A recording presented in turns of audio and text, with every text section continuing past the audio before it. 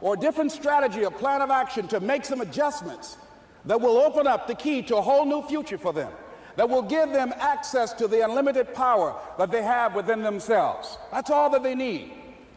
So what I want you to do is think about something you want for you, that's real for you, that's important for you, that will give your life some special meaning and power. And I don't even want you to say, I can do that. I don't want you to assume that. See, 5 years ago, when I started out in this area, I would not have been able to make the mental leap that I would be up to where I am right now. I don't want you to begin to just psych yourself out. No. I want you to be able to say something to yourself that will enable you to maintain a level of integrity with yourself. That when you say this, even when you face tremendous setbacks, it will be a benchmark to keep you in the game, to keep you moving forward and experimenting and readjusting your strategy and your plan of action, continuously looking for ways to win. So what is that something? When you got an idea you want to move on, you might not have the money, you might not have the education, you might not have the support or the resources you need. What is that something that can keep us going, that will enable us to act on our dream? What's one of those keys that will begin to help us to discover the secrets to our dream? Here's what I want you to repeat after me, please, with power and conviction. Say, it's possible. It's possible. That's all I want you to do when you look at your dream. Just say to yourself every day, it's possible. Just say that every day to yourself, it's possible. Because what does that do? See, it begins to change your belief system. See, the way in which we operate, ladies and gentlemen, it's a manifestation of what we believe, what's possible for us. Whatever you've done up to this point, all that it really is a duplication, it's a reproduction of what you believe subconsciously that you deserve and what's possible for your life. Most people operate out of their personal history, out of their memory, things they have done, things they've experienced, things they've seen, things that they have observed. What I'm suggesting that you operate out of a larger vision of yourself. I want you to see yourself doing what you want to do, experiencing what you want to experience, having what you want to have, doing what it is that gives your life some meaning and value. Operate out of your imagination, not your memory. Because whenever you look at where you want to go, I'm going to warn you, you will have some conversation back here after you go through the data that you've experienced in life saying you can't do it. And so what you want to begin to do is ignore that inner conversation. Well, most people, ladies and gentlemen, when something happens to them, what they do is they begin to believe that that's the way it is. That's the way it's always been. And they can't see the possibility of it being any different. Example, before April 1954, the common belief, the universal belief, because it had been tried again and again and again, and people had failed, the belief was that man was not physically capable of breaking the 4-minute barrier, that he could not run a mile in less than 4 minutes. That was the belief on the planet. It had never been done. But here's what happened, ladies and gentlemen. Roger Bannister came along, and he broke the 4-minute barrier. Now, here's what's significant about that. Since that time, up to this day, over 20,000 people have done it, including high school kids. What changed? 20,000 people, what changed? Here's what happened when they got on the track. They knew it had been done. And because they knew it had been done, there was a new belief about this barrier, about this goal that was unreachable. And those 20,000 people got in a race believing, knowing in their heart that someone had done it, that it's possible that they could do it.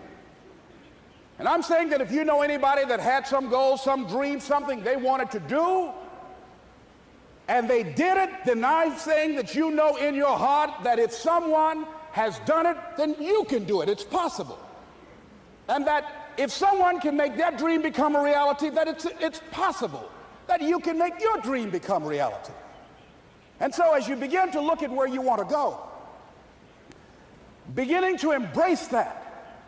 It's possible. I'm blessed and highly favored.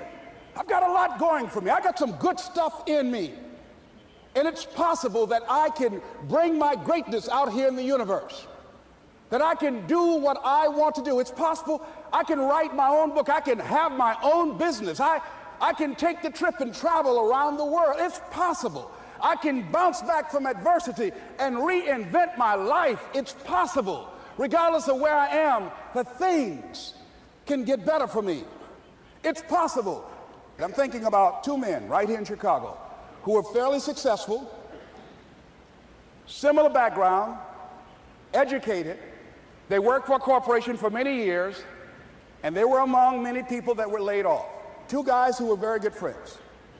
One went out looking for a job for several weeks along with the other one, and they faced disappointment and rejection again and again and again. They couldn't find any work, which is the story of many people across this country. One guy stopped. He became discouraged. He stopped going. He stayed home looking at television, became very argumentative and toxic with his wife, drinking beer, getting on the phone, talking to his other negative, unemployed friends. And he just gave up. The other guy kept looking for a job everywhere he could go. Every time he could get an opportunity, kept asking people, networking, checking the newspapers every day. Kept going everywhere he could, trying to find a job. You have too much education. You're overqualified. You won't be here long enough. He kept going. He kept going. He went to a place and said, look here, I tell you what, if you can't hire me, and I know you can use my talents, abilities, and skills, I don't want to sit home and do nothing. Just let me do some volunteer work. You don't have to give me anything, all right? I just want to work. I want to be busy. Guy said, okay, it's on you now, but don't expect me to give you anything. It's okay. This guy came in and worked. He was the first one there. The last one to leave was the best employee there. About 4 weeks later, one of the top managers quit. They were looking for a replacement. Guess who they selected? This other guy. This guy who was volunteering his time. He got the job. What was the difference between the two men? Eyesight and mindsight. Eyesight is judging on what you see, judging according to appearances. But mindsight is how you interpret what you see. One guy said, it's not possible, it's over, I'm finished. I can't do it. I can't make it. He surrendered. I've faced rejection again and again. I'm not going anymore. There are no jobs out there. But this other guy, he felt that in spite of the no's and rejections, in spite of how bad the economy is, in spite of what the newspapers are saying, that it's possible that somebody somewhere will give me a job. He just kept going, thinking it was possible. And guess what, ladies and gentlemen? That's what we have to do with our dreams. Because things happen to you in life that you can never, ever anticipate. And many times when those things happen, you want to give up. I remember when I was in broadcasting, when I was a disc jockey, I became very controversial, not only being a disc jockey, but I felt that radio was something that you not only entertain people with, but you also empower them, you educate them. And I got fired.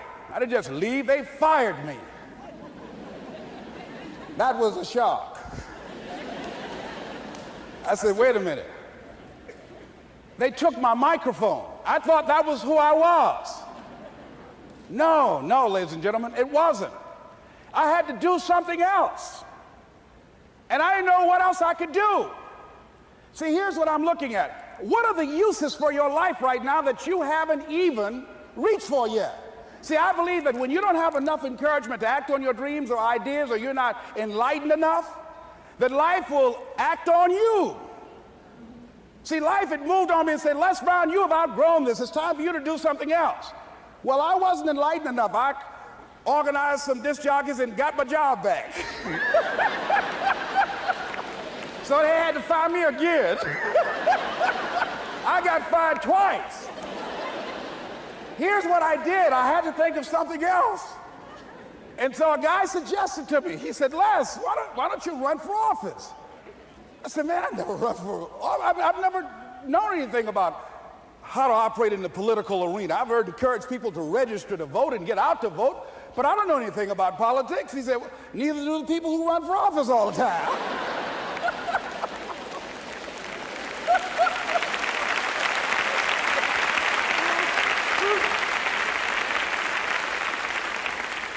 So I ran. Now here's what I'm suggesting. I ran. You got to do what you can where you are with what you have. I didn't have any money. I didn't know anything about the political process. I didn't even have any support. But here's what the guy told me. It's possible you could win. That's all I had. I was running against an endorsed candidate. He was an incumbent. He had the newspaper support, all of the leadership in the community, and I was challenging this guy. So I had a saying when I was on radio, stand up for what you believe in because you can fall for anything. And I would go door to door. I have my kids on one side of the street. I would be on the other, and I'd knock on doors. Hello, my name is Les Brown. Tell everybody I'm still standing. They get on the phone. Child, Les Brown was to my house today. You know the boy on the radio with the big mouth? Yeah, they fired him, honey. Say he's still standing. See, I'm saying just keep moving. Don't start feeling sorry for yourself. Don't spend time blaming and talking about what happened to you. See, whatever you talk about, that's what you multiply and expand in your life experience. So don't talk about stuff unless you want it to keep on happening to you, all right? So I got in that kind of action.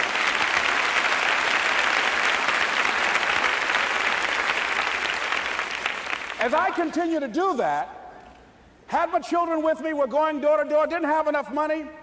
Eventually, we got close to the election and something happened that really surprised me. Guys who I thought were going to either support me or stay out of it, various powerful community leaders, they became involved in it and they endorsed my opponent. I felt devastated. Now that's going to happen to you when you're working on your dream. Things are going to happen that's going to catch you on the blind side. That was shocking to me. They didn't have to do that. All they had to do was just stay out of it. But here they go, come up in there messing with me. Now that's going to happen. There's some people who believe it's their personal business to stop you from living your dream, all right?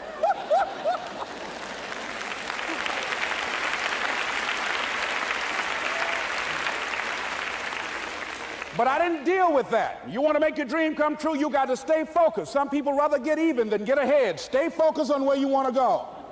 I just kept on doing what I was supposed to do. And so I was driving to the radio station. My opponent had over $20,000. I had less than $800. As I was in the radio station, the guy said, "You're going to make a commercial?" I said, "Yes." He said, "It better be a good one because that money can't go pretty far here." And I sat there in the middle control room and I was thinking. And here's what happens when you get still. Stuff will start coming. Something said, "Call your mama." You used to talk about your mother on the air all the time. Ask her to say a few words for you. That'll be a different kind of political spot. So I called my mama, and I had a gospel record playing in the background.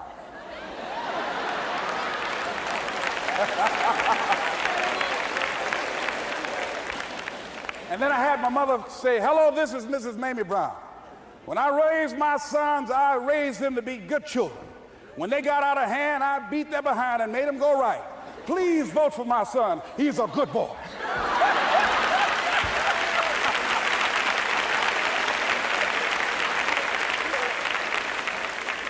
Usually in the state representative race, maybe 3,000 or 4,000 people will come out to vote in a primary.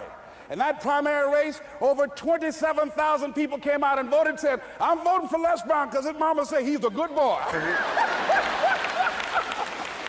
I won, ladies and gentlemen. I won.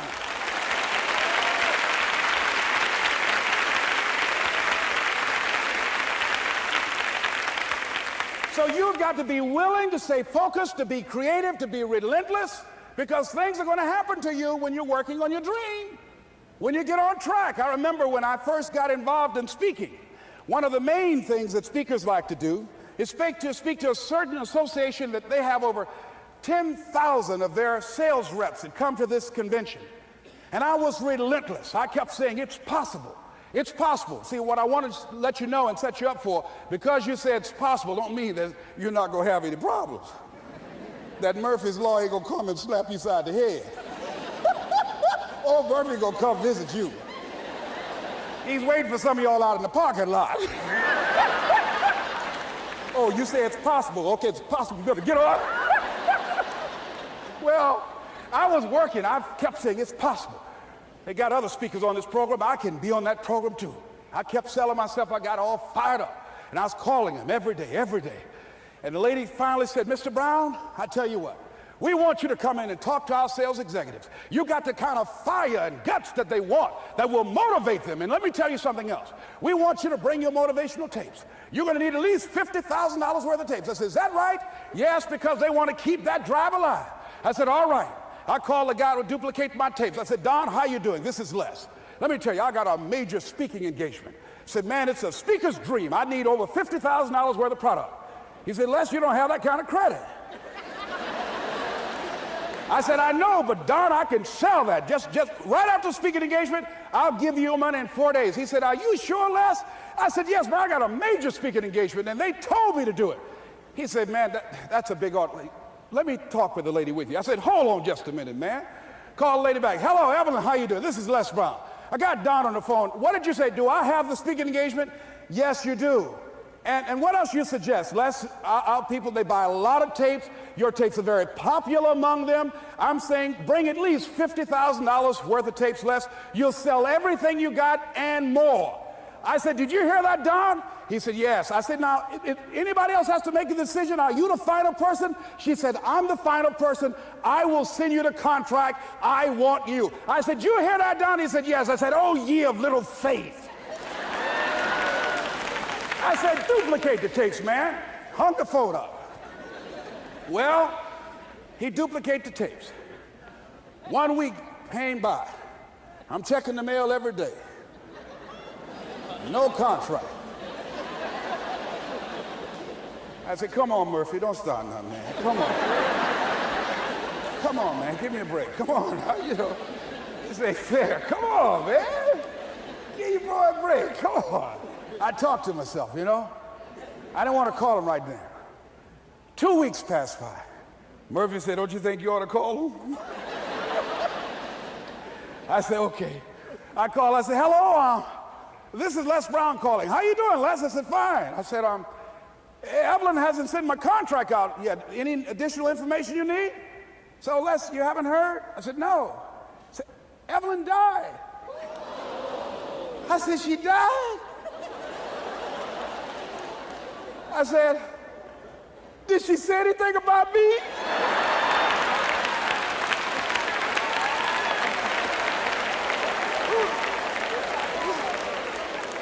When I got home, I was so wiped out. And Murphy was in the house waiting on me. Murphy said, is it possible you want to listen to some of your tapes?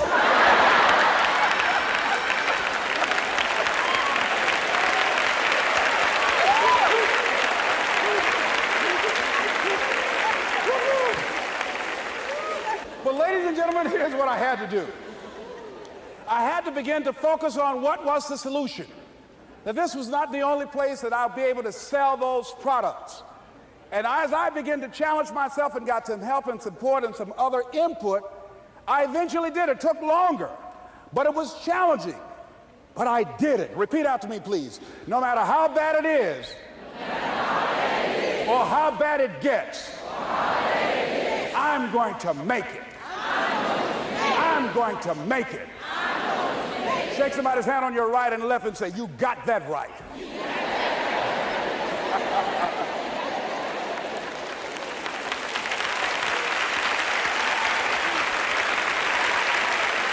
Repeat after me, please. It's possible. It's possible. I can have my dream. I can get what I want. I must be creative.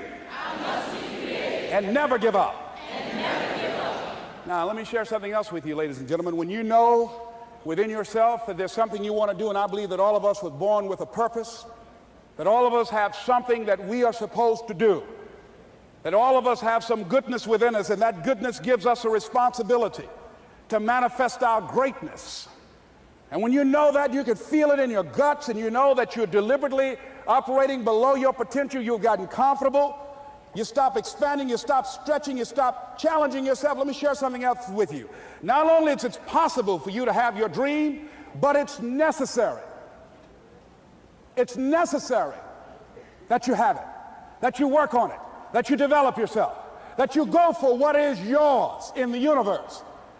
I have a friend that at the beginning of the year I was in Los Angeles giving a speech, and I do a seminar teaching people how to become involved in the speaking business, and also one called Speaking with Power, teaching people how to begin to develop their communication skills.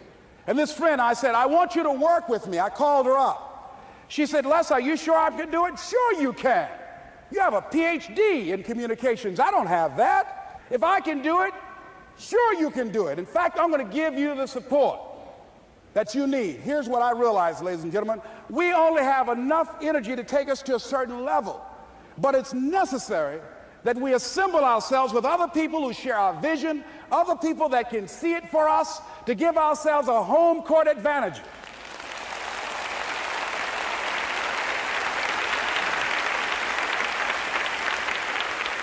So it's necessary that you seek out other people who think like you, who are growing, who have decided that they are not satisfied with where they are. See, I don't believe that necessity is the mother of invention. No, necessity, in my opinion, is not the mother of invention.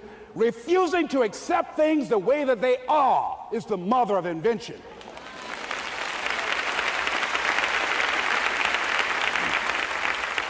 When you decide, I'm not going to settle for this, this is not going to be it for my life, I deserve more than this. See, that will start making you do some stuff. See, a lot of people go to work every day miserable, and all they do is just talk about how miserable they are. But they don't do anything about it. So I was telling her that I knew she hated her job with a passion. I said, you can do this. You got more going for you than I have going for me. And we've been going through this for years, ladies and gentlemen. She'd been to my seminar speaking for a living. She brought her husband, and that was one of the major problems that I realized that happened in her life. He couldn't see it for her. So you got to make sure that you have people in your life that can see it for you, that will encourage you. Non-affirming relationships can hurt you.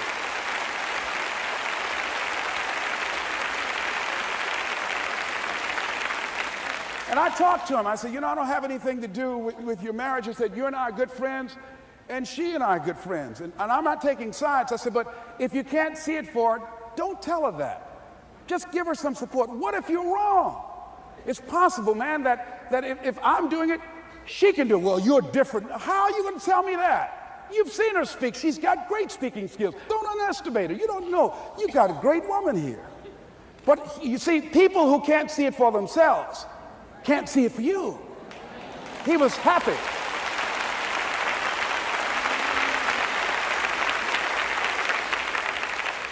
So I said, will you do it with me? I said, I'm going to give you the support you need. You can't do it by yourself.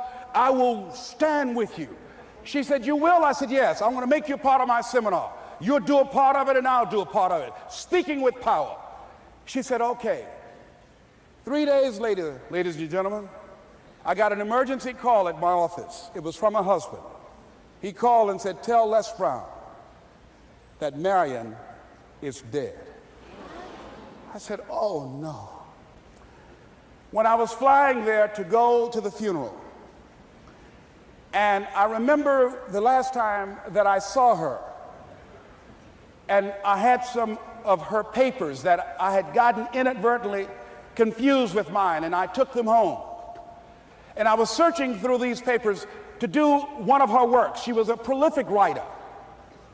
And what got me, what was so sad that made me begin to cry, was that there were poems that she had started that were profound poems, great thoughts that she didn't complete. Plays that she had started that she didn't complete. See, that poem was given to her. I can't finish that for her, nor can you. That play, whatever the outcome that she had envisioned, that she had imagined, was given to her.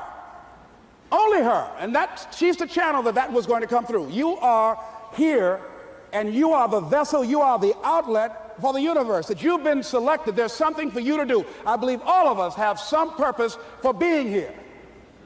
And as I was going to the funeral, and I was reading a newspaper that said that millions of people are dying because of what they're eating, talking about their diet. And I'm sure that it was Marion talking to me, whispering, saying, Les, the next time you speak, say that even more are dying because of what's eating them.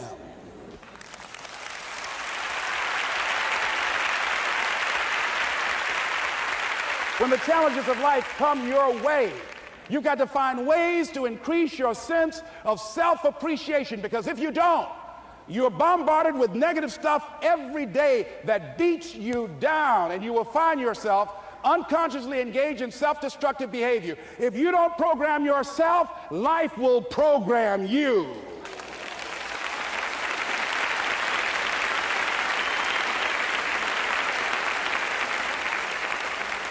So you want to have an agenda for your life. It's necessary that you have some direction for your life. A friend at the National Speakers Convention gave us a presentation, and it really struck me. He was talking about when he was traveling across Europe, Warren Gresham, and he said at different points, soldiers would wake them up on their journey and ask them the question. And I pose this to you. The question was, where have you been? Why are you here? And where are you going?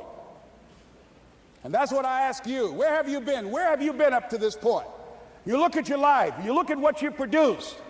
Is it giving you what you want? Are you living on purpose? Are you living your dream? Are you acting on your ideas? Are you doing all you can do? Have you gotten comfortable? Are you procrastinating? Are you evading your own greatness? Are you surrounding yourself with people that can nourish you? Are you challenging yourself? Are you experimenting? Are you learning something different? Is your life an adventure, or is it boring? Where have you been? Why are you here? What brought you here? Investing the time, the money. What brought you here? And where are you going? What is it that you can get out of this session, out of this lecture? That when you leave here, rather than this just being a spectator event, that you got some idea, some dream, that you might have to go back and brush it off and look at it again and say, I've got to do this. This is my stuff. This is what I'm supposed to do. This is why I showed up. Where are you going with your life? What decisions are you making right now as you look into the future?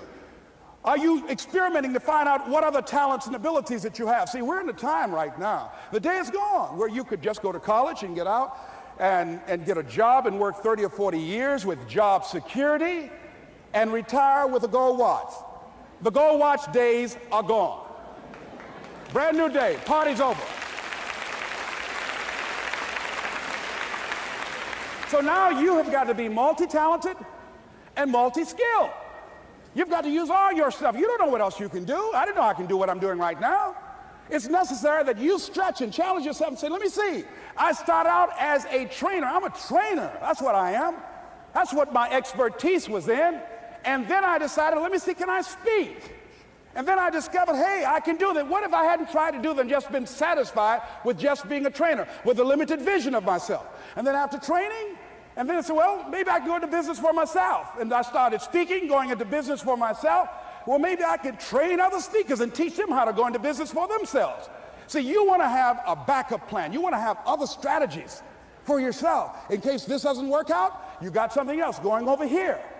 You don't want to ever put yourself in a situation where you have a limited vision and you're only using a limited amount of your talents, of your skills, and of your abilities. And I'm saying to you, it's possible you've got some talents, some ideas in you, your ability to do some stuff that you haven't even discovered yet. And I'm suggesting that it's necessary that you get outside of your comfort zone.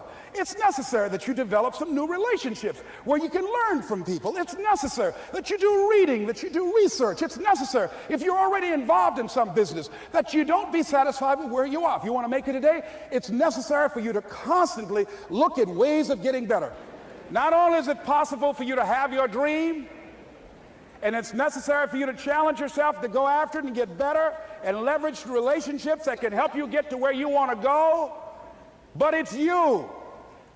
The major key to your reaching your dream, your living up to your greatness, your making your contribution is you. If the economy is good, fantastic. If the banks are loaning money, that's great. If people are positive, that's great. You don't have any opposition, that's great.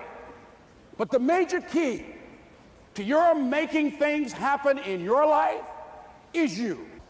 When I wanted to get on public television, you know, they told me, you can't do that. So wait a minute, I've seen these other people on. It's possible I can get on. Leo Biscaya, John Bradshaw, it's possible. Wait a minute, excuse me, hold on, time out. Let's be realistic. Come on, be logical. I said, well, wait a minute, why can't I do it? Well, let's look here. Think about guys who have credentials, all kind of credentials. You don't have any college training. They're not going to put you on television. Give me a break. I said, thank you for that. God love you, and I'm trying. And went on about my business. You hear me? Let me tell you something. What people think about you and the possibilities for your dream is none of your business. That's their business.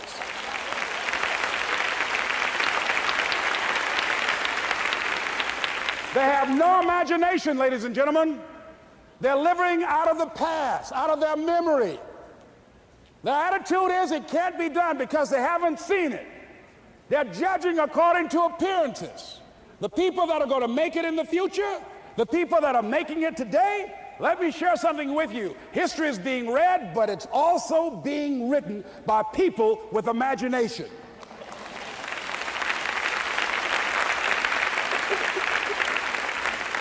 So I went to the next mode, necessary to start talking to people and seeking and asking for what I wanted and leveraging relationships and trying to find out how do the people do it that went ahead of me? How do they do it? And then what is it I need to do? How is it I need to train myself, to develop myself? What's the resources that will be required in order to make it happen? And as I start seeking out and asking questions, I started running into people who said, I know someone who can help you do that. And they helped me get connected with those people. Remember, we have so much energy that can take us so far. It's necessary that you hook up with some other energy that can take you to the next level. I hooked up with them. They said, let's go. I said, away we go.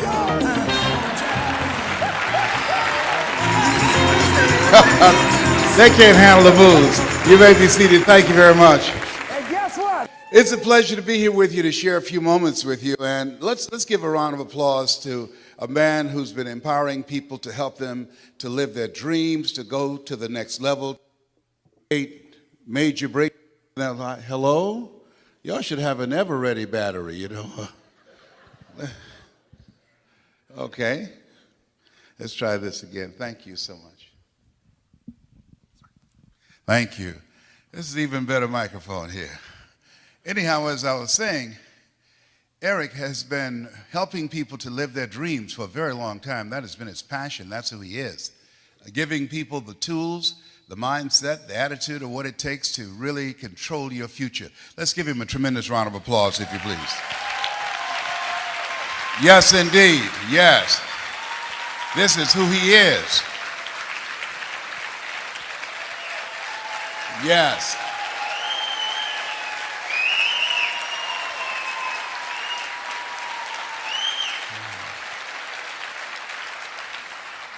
That's my brother from another mother. How many have major goals you'd like to achieve? Raise your hands, please. Very good. I like seeing that. Always like to ask that question, how many of you have major goals you like to achieve? Then I follow up with another question, because this is a crucial place in my life. Just came from the memorial services yesterday in Plano, Texas, of Zig Ziglar. I remember when I first saw him speak, I knew I was looking at my destiny. I love helping people, and my goal was to be on stage with Zig and Dr. Norman Vincent Peale and Jim Rohn. These guys have gone on to the next level, but that was my goal and dream, and I was very fortunate to achieve that at a very crucial point in my life. This industry has really contributed a great deal to me. I go way back in multi-level marketing from the days of a company called Best Line Products, a guy named Bill Bailey. He was one of the mentors of Jim Rohn, one of the greatest speakers on the planet, and holiday magic.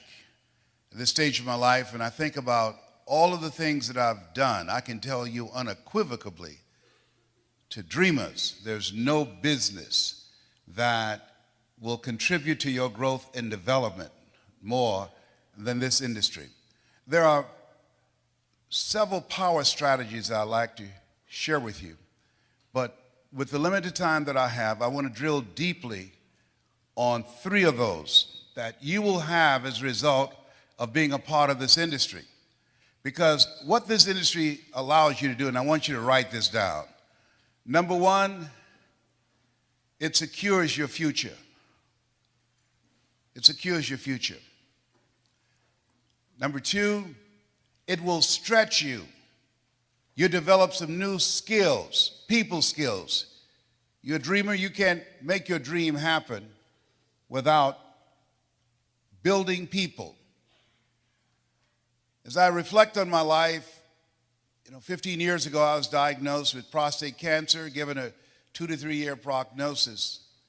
And the skill set that I developed in multi-level marketing allowed me to generate enough income that I could focus on my health, take care of my mother.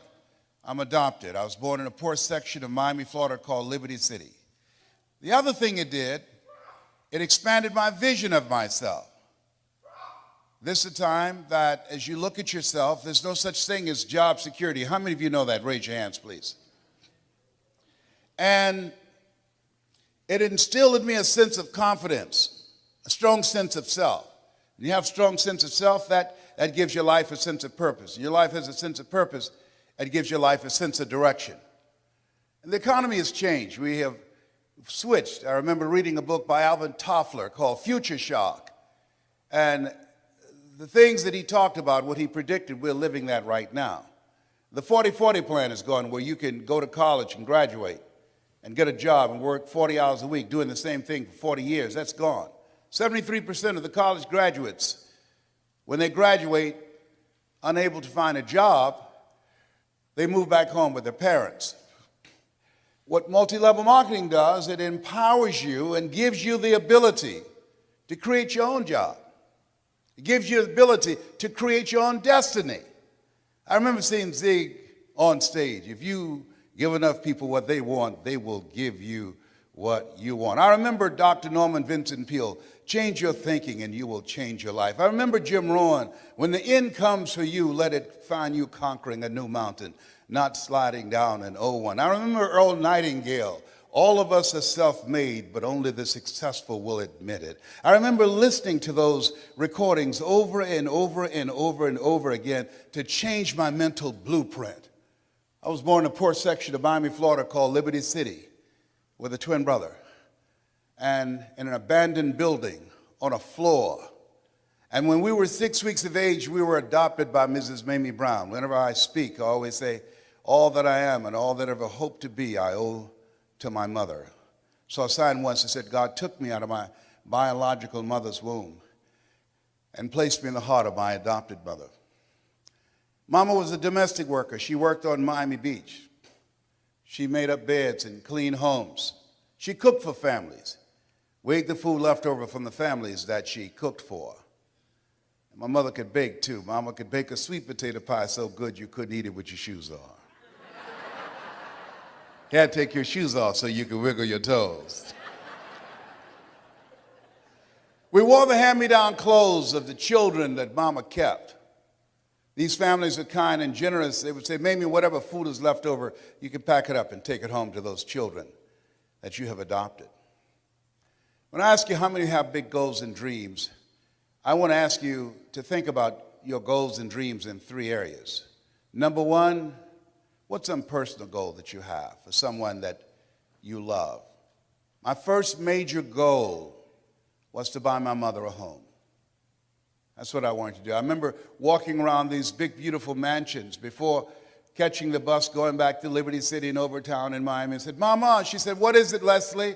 When I become a man, I'm going to buy you a big, beautiful home just like this. How many have somebody that you like to do something for that's personal to you? Raise your hands, please. Very good. I want you to think about that. I'm going to share with you some strategies how you can make that happen. Next thing is I want you to think about your financial freedom number. That when you reach that number, when you earn that amount of money, that you will feel a sense of relief. It take a lot of stress out of your life. It give you more time for yourself and for your family. And what that number is, if you wrote it down or if you're thinking about it, I want you to multiply it 100 times. And the reason that I want you to do that, I have found in my own life that most people fail in life not because they aim too high and miss. Most people fail in life because they have done what I did for the first part of my life. Aim too low and hit. And then I want you to think about your social contribution. I believe that we live in the greatest country in the world that allows us to live a life of contribution. Horace Mann said we should be ashamed to die until we've made some major contribution to humankind. One of the goals I have is to reduce the number of women who die from breast cancer. My mother was a 22-year breast cancer conqueror. One of the goals I have, every time I get on stage, I tell men that I was diagnosed 15 years ago with prostate cancer, given a 2 to 3 year prognosis. One of the things I believe doctors should never tell someone they're terminally ill. What they should say is that my ability to help you has terminated.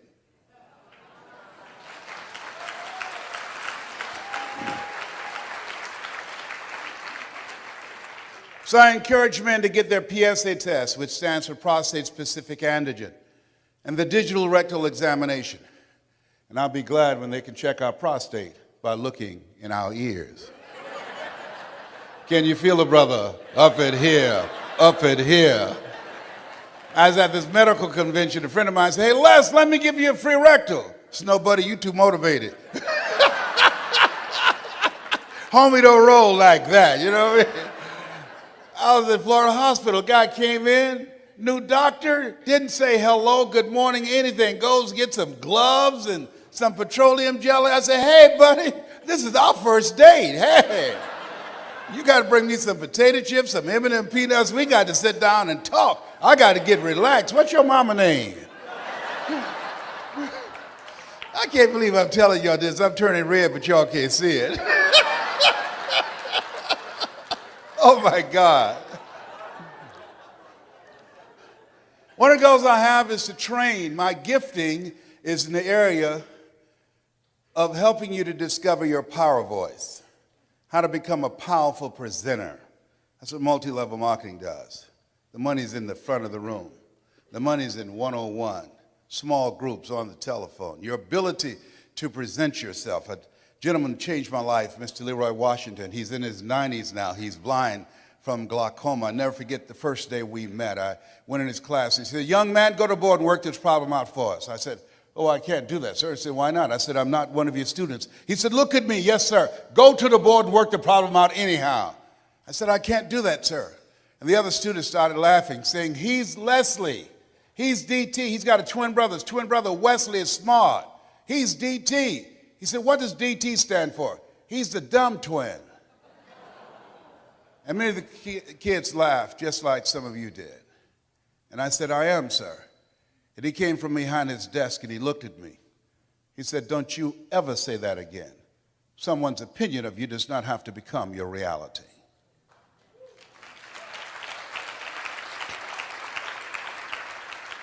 That was a turning point in my life. On one hand, I was humiliated, but on the other hand, I was liberated, because he looked at me with the eyes of Goethe, who said, "Look at a man the way that he is, he only becomes worse. But look at him as if he were what he could be, then he becomes what he should be." I want you to shake someone's hand on your right and left and look them in the eyes and say, "You have something special." Do that right now.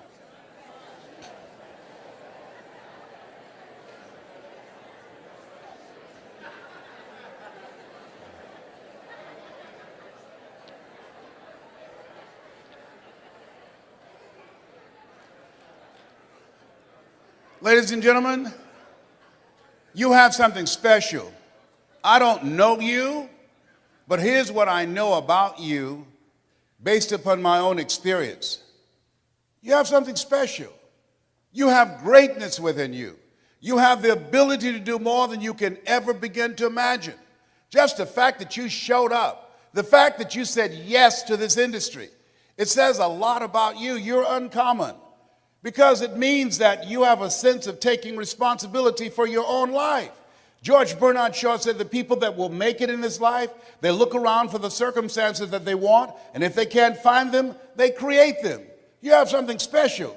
You have greatness within you. You've experienced setbacks and disappointments like everybody else in the economy, but you're operating out of the thinking of one L.C. Robinson, who said things may happen around you and things may happen to you, but the only things that really count are the things that happen in you. You have something special. For some of you, it was a struggle to get here. You couldn't afford to be here, but there's something in you that said, I can't afford not to be here. You have something special. You are uncommon. One great American said, I choose not to be a common man. It's my right to be uncommon if I can. I seek opportunity, not security. I don't wish to be a kept citizen, humbled and dulled by having the state look after me. I want to take the calculated risk, to dream and to build, to fail and to succeed. I refuse to live from hand to mouth. I prefer the challenges of life to the guaranteed existence, the thrill of fulfillment to the still calm of utopia. I will never cower before any master, nor bend to any threat. It's my heritage to stand erect, proud and unafraid, to face the world boldly and say,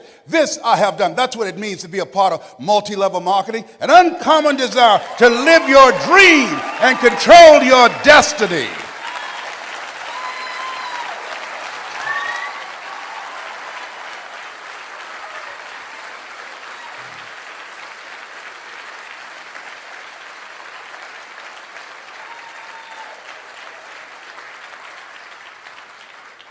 There's something in you.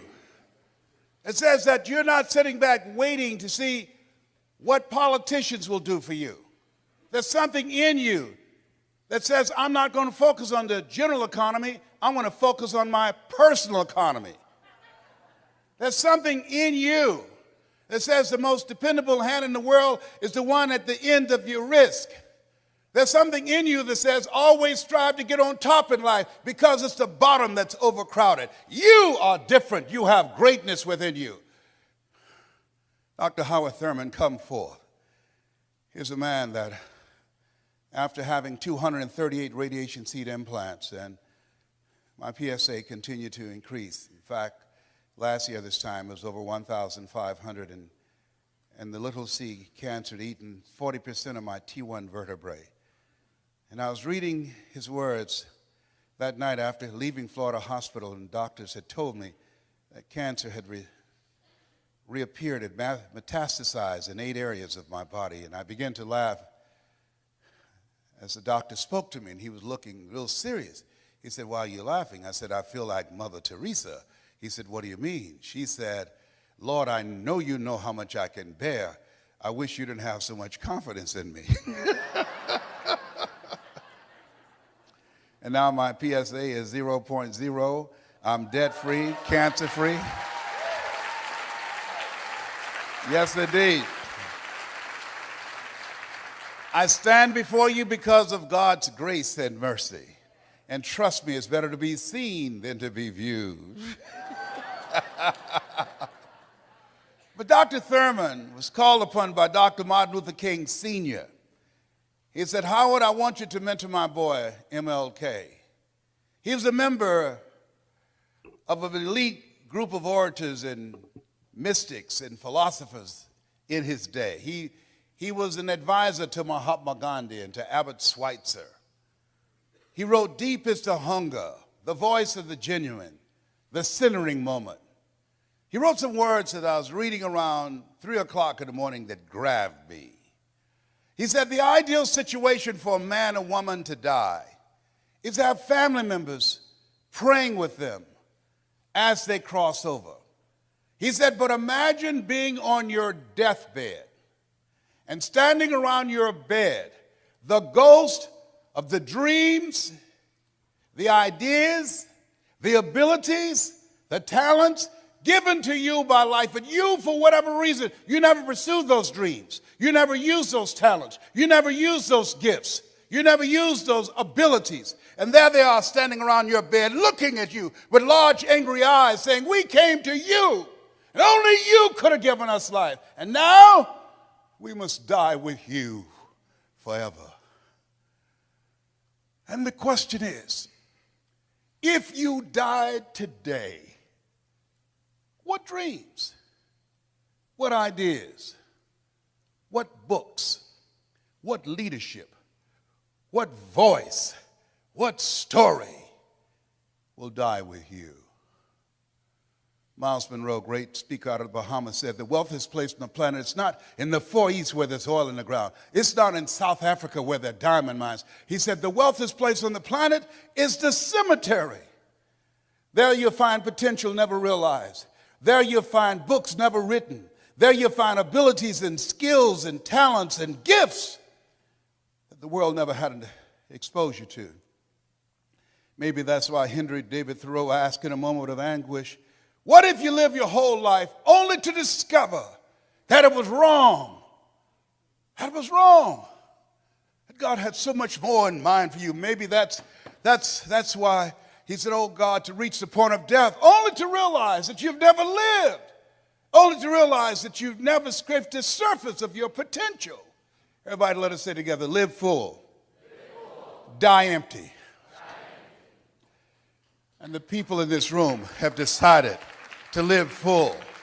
The people in this room have decided to die empty. The people in this room have decided to live life on their terms and not to be a volunteer victim. When you say yes to this industry, you're saying yes for a bigger life. You're saying yes, I'm tired of playing small. You're saying yes, I'm ready to be empowered to snatch victory from the jaws of defeat. You're saying yes to providing for yourself and your family. There's something that's in you that says, I'm not mentally fit to work for somebody for the rest of my life. You're saying yes to your life, yes to your dreams, yes to your unfolding future. Give yourselves a round of applause. Give yourself a round of applause.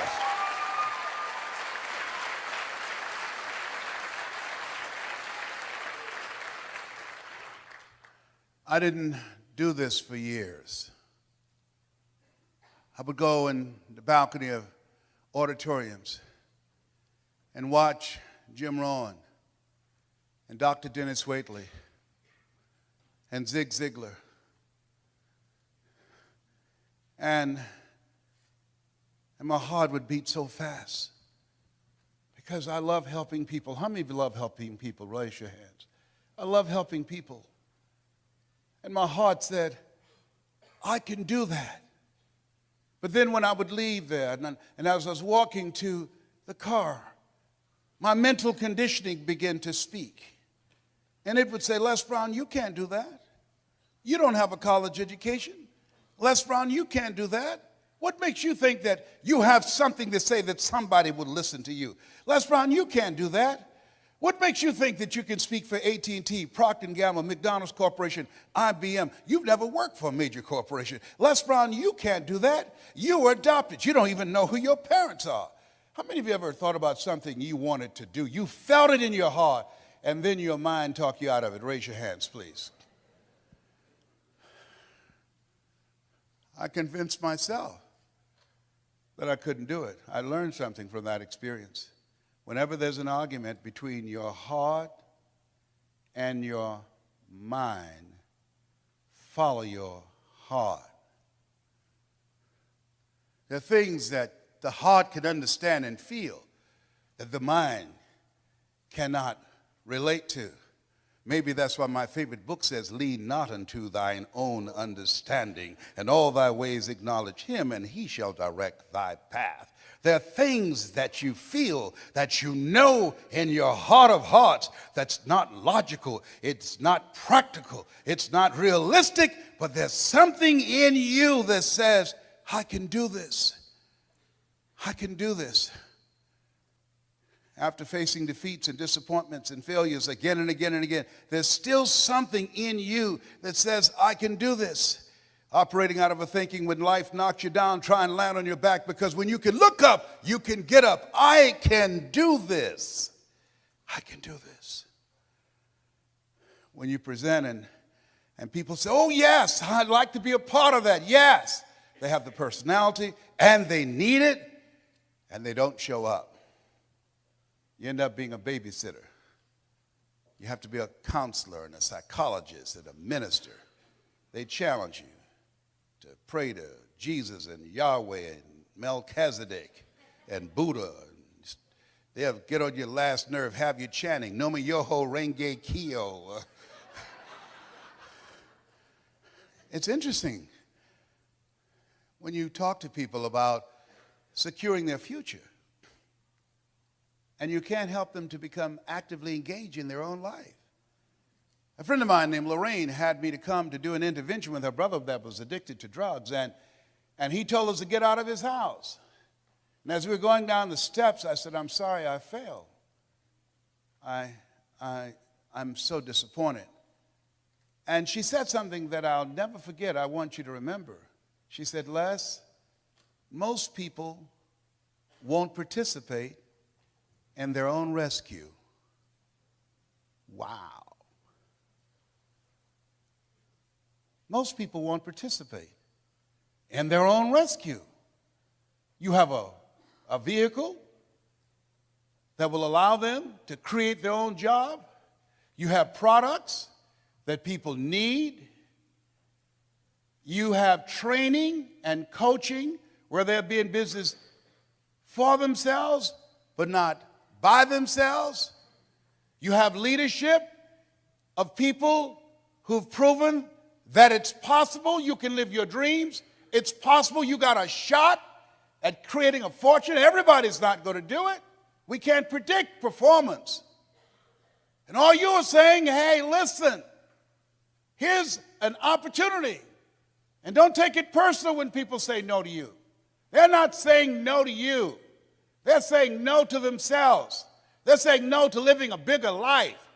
They're saying no to what's going on in their head because they're suffering from possibility blindness. They can't see themselves doing more. They don't want to do that extra work. So they're saving you some time. They know they're trifling and don't want to work. Don't try and convince them to say yes. A person convinced against their will is of the same opinion still. This is hard work. H-A-R-D and H-E-A-R-T. Hard work and heart work. You got to gut this out. You've got to know your vitamin. You've got to fail your way to success. You've got to be unstoppable. You have to operate like Willie Jolly, who said a setback is a setup for a comeback. You've got to be relentless when you're building a business.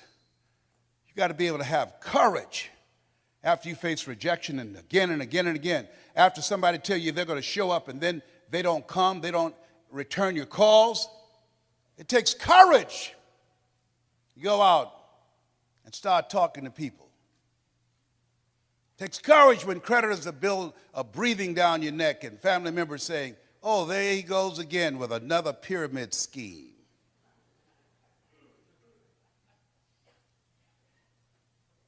Am I making sense to you?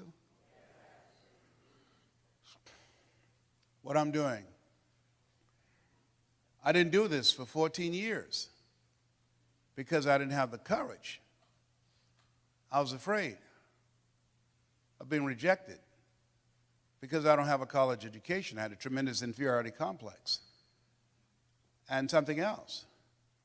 In order to make this business successful, to go from a 9 to 5 to 5 until you faint,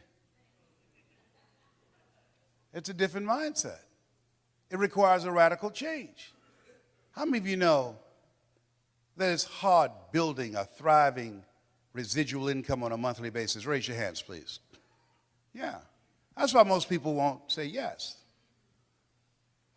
It's much easier to complain about the economy. It's much easier to complain about our elected officials. It's much easier to talk about the recession. That's much easier. To come up with excuses and why you can't do it. That's where I was. That's why I set up station for a long time. My mentor said something to me, Mike Williams. I want you to write this down. He said, anybody can complain. He said, if you do what is easy, that's complaining. If you do what is easy, your life will be hard. But if you do what is hard, your life will be easy. Come on now. That's strong medicine.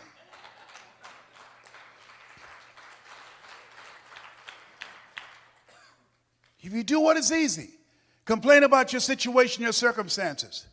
If you do what is easy, stand around and be a volunteer victim like everybody else.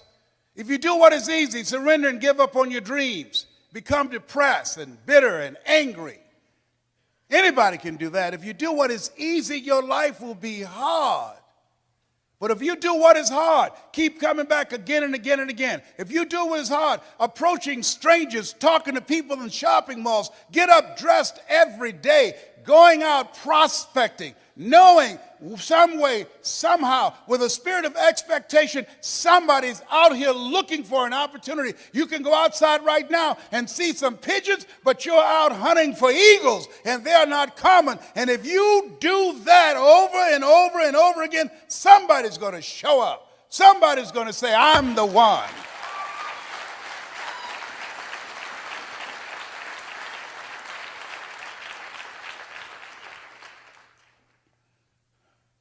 Dr. Thurman, I love him so much. What a great writer.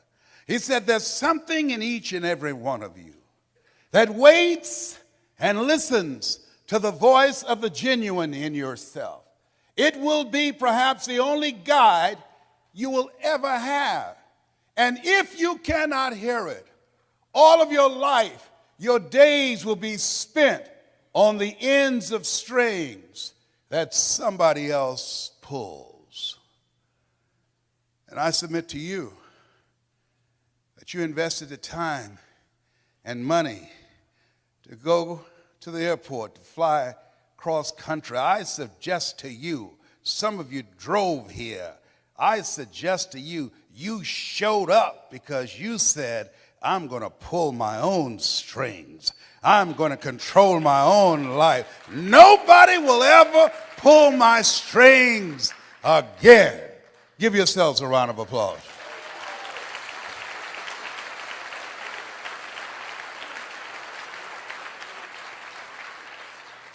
I want you to write this down, choosing your future. It's a program that we've created that's designed to put in place for you to work on yourself. A systematic process that changes your mindset. It's possible, it's necessary. It's you, it's hard, it's worth it, it's done. It's 6 CDs. Repeat after me, please. It's possible. Yeah, see, the easiest thing that I do now is come up on stage and speak to you. That's easy. But the most difficult thing that I've ever done, and it took me years to do, was to believe that I can do it. To believe that I could stand up and not be afraid and speak from my heart and think and be able to present, to believe that that was possible for me. For 14 years, I didn't do it. Mike Williams said, Les, you can do more than what you're now doing. But I didn't believe it. I just couldn't see myself doing it. I'm saying to you, there's some things that you can accomplish that you can't see right now. My favorite book says, eye has not seen, ear has not heard, nor has entered the heart of mankind what God has in store for you when you're willing to say yes, when you're willing to move forward, when you're willing to come back again and again and again in pursuit of your dream. Life will respond to you. You'll discover some things about yourself. Mindset transformation is very important. Be ye not conformed to this world. Be ye transformed by the renewing of your mind. You don't want to think like everybody else. You want uncommon thinking. Here's the other thing. Expand your skill set.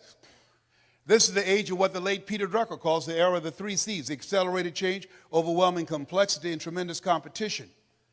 So you have to expand your skill set to stay ahead of technology and cheap labor abroad. When I was a kid, you got on an elevator, I was an elevator boy. What floor, please? We operated elevators manually. So then we're going through creative destruction. Somebody created an elevator that didn't require a person being there employed to close the door and take the people to the designated floor. When I was a kid, girls would say, what do you want to do when you become an adult? I want to be an operator, a long-distance operator. Years ago, when you made a long-distance call, you had to call a long-distance operator. Then somebody created technology that you can dial direct. Am I making this up? Anybody remember use that call a long-distance operator? It's called creative destruction. Somebody created technology that we don't have to do that anymore. So today, what multi-level marketing does allow you to secure your future, to stay ahead of technology and cheap labor abroad. You can hire a PhD or an MBA in the Philippines or India for $2.60 an hour. So what you're doing is you're staying ahead of the game because we're going through continuously creative destruction. I think about Mr. Washington. Young man, yes, sir. What do you want to do with your life? I want to buy my mother a home, sir. I want to take care of my mother. You do? Yes, sir. I want to make my mother proud. How can you say you want to make your mother proud and you were in the dean's office the other day for fighting? Sir, they call me DT, the dumb twin. So you're going to fight them? Yes, sir. Why, Brown? Why? Anger is the wind that blows out the lamp of the mind. How do I get even, sir? Tell me. They pick on me all the time because it takes me longer to learn things than others. I'm not like my sister at the University of Miami. I'm not like my brother. They always compare me to him. Mr. Brown, you want to get even? Yes, sir. He said, you have a good memory, young man. Yes, sir, I do. Yes, I do, sir. Remember these words by Frank Sinatra. The best revenge is massive success.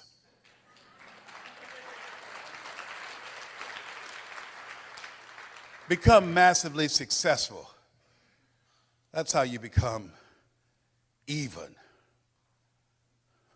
Thank you, sir. Mr. Brown? Yes, sir.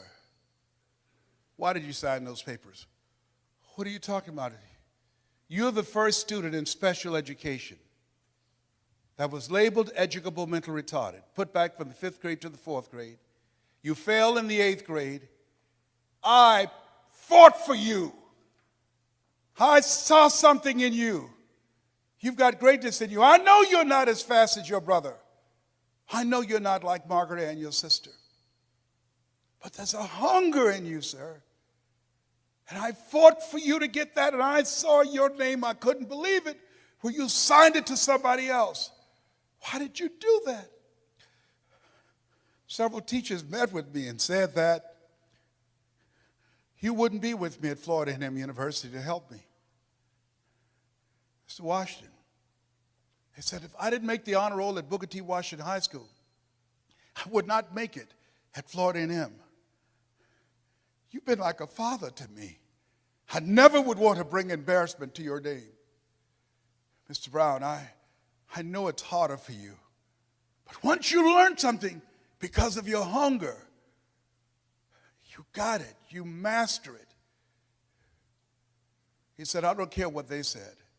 But did you believe that you could go there and graduate? To be honest with you, sir, no, sir. Not without you, sir. Mr. Brown? Yes, sir. Listen to me. Yes, sir. Sometimes you have to believe in somebody's belief in you until your belief kicks in. Sometimes you have to believe in somebody's belief in you until your belief kicks in. Whoever recruited you to become involved in their organization, they saw something in you. Whoever asked you to be a part of their team, they saw greatness in you. You need people in your life who can see things that you can't see. You want to find whoever got you in the business and say to them, thank you. I told Robert Boyd, who recruited me for Best Line Products, thank you, Bob. I don't know what you saw, But I'm not going to disappoint you. You find whoever recruited you, because you are looking for eagles in this business. You're not looking for people who need more. You're looking for people who want more.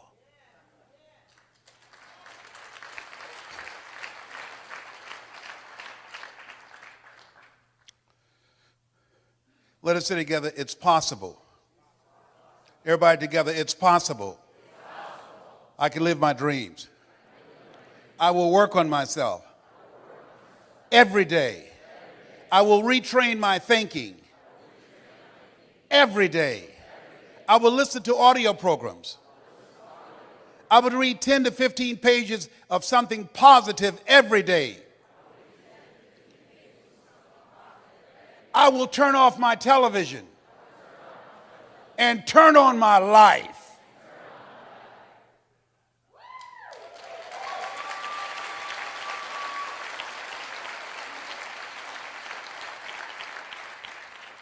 Let us say together, it's necessary to detoxify your life. Ladies and gentlemen, how many of you are serious about reaching your goals? Raise your hands, please. Very good. Jim Rohn asked this question. Look at the people in your life and ask the question, what is this relationship doing to me? See, in order for you to go to the next level, there are some people you need to let go. Let us say together, let go. Or be dragged. There's some people, because of their negativity, they're emotional vampires. They will drain you. You want to be around people that you can learn from, that you can grow from. Dr. Dennis Kimball out of Atlanta said, if you're the smartest one in your group, you need to get a new group.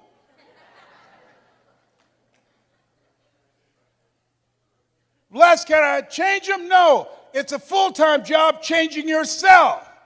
There's some people that's comfortable being negative, comfortable being a volunteer victim. There's some people that's so negative they can walk into a dark room and begin to develop.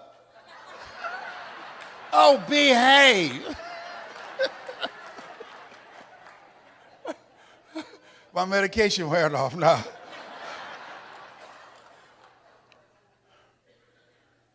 When you're talking about earning more money, you got to be serious. One sickness can wipe out a fortune. 95% of the people who filed bankruptcy last year did so because of medical expenses.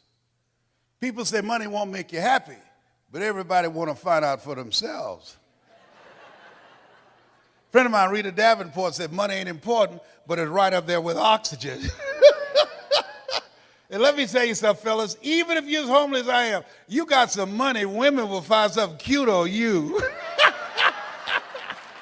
Oh, he's got earlobes like Tom Cruise. He's got a walk like Denzel Washington. I used to be so broke, I'd walk past a bank and trip the alarm. Creditors would call the house and my children would answer the phone and say, my daddy say he ain't home. And sometimes they would catch me on the phone. May I speak to Les Brown, please? Sorry, but he's not here. You sound like Les Brown. Don't you go there, big boy. Oh, my God. Red Fox said money can't buy you happiness, but it can make a big down payment. Oh. This thing called life. Here's something else. Write this down. You're going to fail your way to success. There are people who look promising. They're going to disappoint you, hurt your feelings.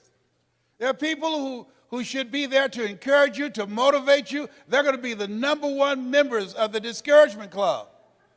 Before things get better for you, they're going to get real bad. When you have a dream, think it not strange that you'll face the fiery furnaces of this world. You will, not you might, you will have tribulations. How many of you know that's true? Raise your hands, please. Things are going to happen to you. And don't complain. Don't go around telling everybody.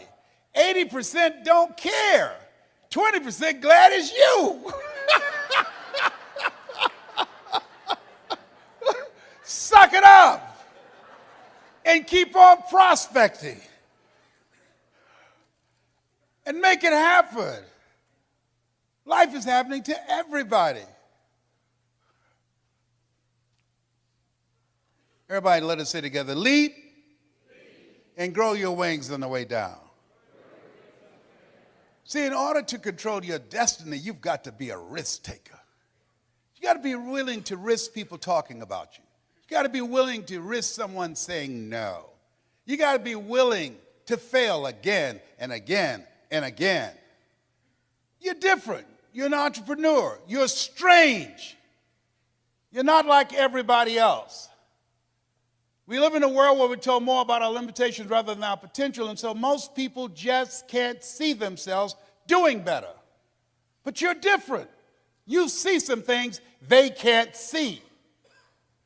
And I encourage you, every one of you in this room right now, you're here for a reason. How many of you know people who should be here? Raise your hands, please.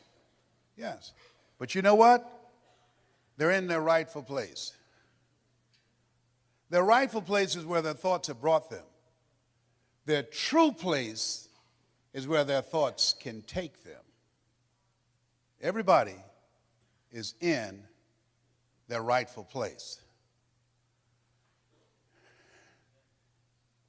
Here's something else. Seek out positive information. I want you to write this down.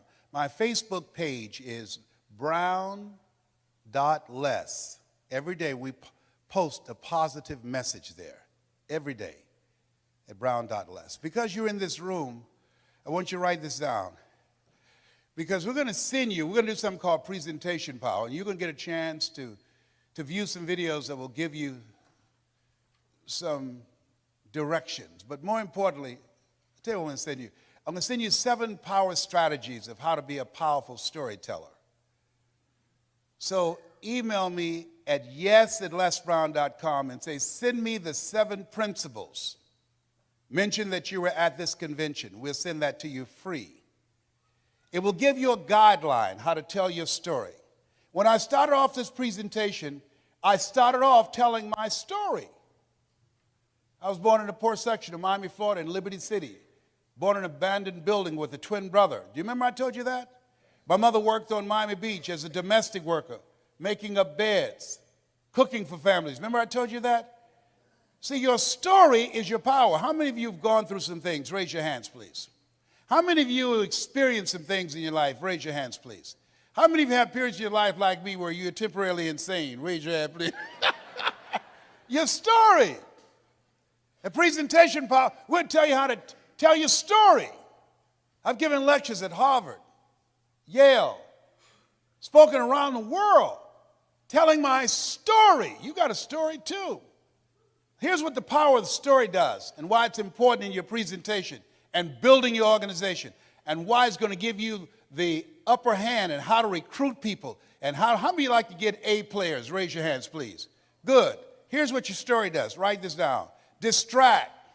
See, how people live their lives is a result of the story they believe about themselves. When you're presenting one-on-one or a small group or in a large group, when you tell your story, you are creating an interruption. When you're telling your story about the business of being on a path of creating financial independence, you're interrupting their story, what psychologists call the self-explanatory style. So distract. Let us say together, distract. Here's the other one. Say dispute. When you are going through your presentation, and we're going to teach you how to do this, you're dismantling their limited belief system where they've been programmed to believe only in having a job, the journey of the broke, where they're miserable. They go to work, where they pay them just enough to keep them from quitting, and they work just hard enough to keep from getting fired. That's what you call mixed emotions.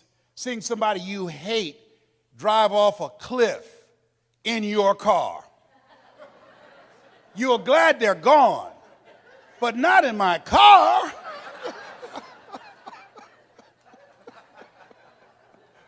Can you feel me up in here? Can you feel me? People go to jobs that they hate, 87% of Americans, and guess what? And they pray they don't get fired. That's no way to live. That's why you're here. You just said, you know what? No. I ain't going out like this. You know, I'm telling you. And people think you're crazy, and you are. You got to be crazy today. You got to be out of your mind. My favorite book said, let that mind be in you. You got to have another mind in you that says, I got this. This is my life. I own this. I'm going to call the shots here. Nobody's going to tell me how much I'm worth, what time I can take a lunch break. I'm not going to anybody and ask for permission to take my family on vacation. No, I got this. I've got a vehicle that can take me to another place. That's why you said yes. Give yourselves a round of applause.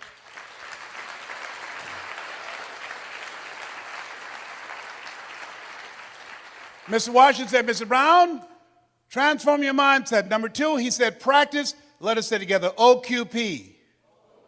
Write this down. Only quality people. Only quality people. You don't want everybody in your organization. You want only quality people. Here's something else he said. Mr. Brown, yes, sir. And this is what we're going to do in this presentation. That's called presentation power. He said, develop your communication skills, how you present yourself, how you sell yourself. He said, once you open your mouth, you tell the world who you are. And then he said something else. Let us say together with conviction. I want everybody to join me on this. Let us say together, you got to be hungry. Say it again, you got to be hungry. He said, what do you want to do with your life, young man? I said, sir, I want to buy my mother a home. He said, you got to be hungry. I said, what do you mean by that? He said, people that are hungry are willing to do the things today others won't do in order to have the things tomorrow others won't have. He said, people that are hungry are relentless. People that are hungry are unstoppable. People that are hungry refuse to give up. People that are hungry, no excuse is acceptable for not making their dream become a reality. I said, I'm hungry, sir. I'm hungry to take care of my mother. I'm hungry to make her proud. I told my mother that she'll never have to pay another bill once I turn 18, and she hasn't, Mr. Washington. I'm hungry, sir, for another life. I'm not going to die here in Liberty City. I want to travel, sir. I want to see the world. He said, you can do that, sir. He said, practice OQP, only quality people. If you run around with 9 broke people, he said, I guarantee you, you'll become number 10. He said, work on your mindset. Listen to these audio programs I'm giving you every day. Glenn Turner, Dare to Be Great, every day. Dr. Norman Vincent Peale, Jim Rohn, every day. Zig Ziglar, program your mind, Mr. Brown. He said, how do you plan to buy your mother a home? I said, sir, I want to become a disc jockey. He said, is that right? I said, yes, sir. He said, it's good. He said, work on your mind. Here are my car keys. What do you want me to do with this? At lunchtime, go in my car, turn on the radio, and listen to Paul Harvey. Why? He's the world's greatest communicator. You want to be successful? Yes, sir. He says, listen and study people that are great communicators. That's the key to controlling your future. I said, but that's at lunchtime. In order to be successful, you got to be hungry. You got to be willing to do the things today others won't do. Are you willing to do that to be successful? To buy your mother a home? Yes, sir. Yes, sir. And that's what you have done. You've got some goals that you want to achieve. There's some things that you want to do. And you've said to yourself, I'm willing to face the no's. You said to yourself, I'm willing for people to laugh at me. You said to yourself, I'm willing to gut this out. You said to yourself, I'm willing to make this happen. You said to yourself, I'm going to do whatever it takes to build this business. I can do it. If anybody's ever done it at any point in time in history, then what's possible for one, it's possible for me, and I'm going to do it. That's what you said to yourself.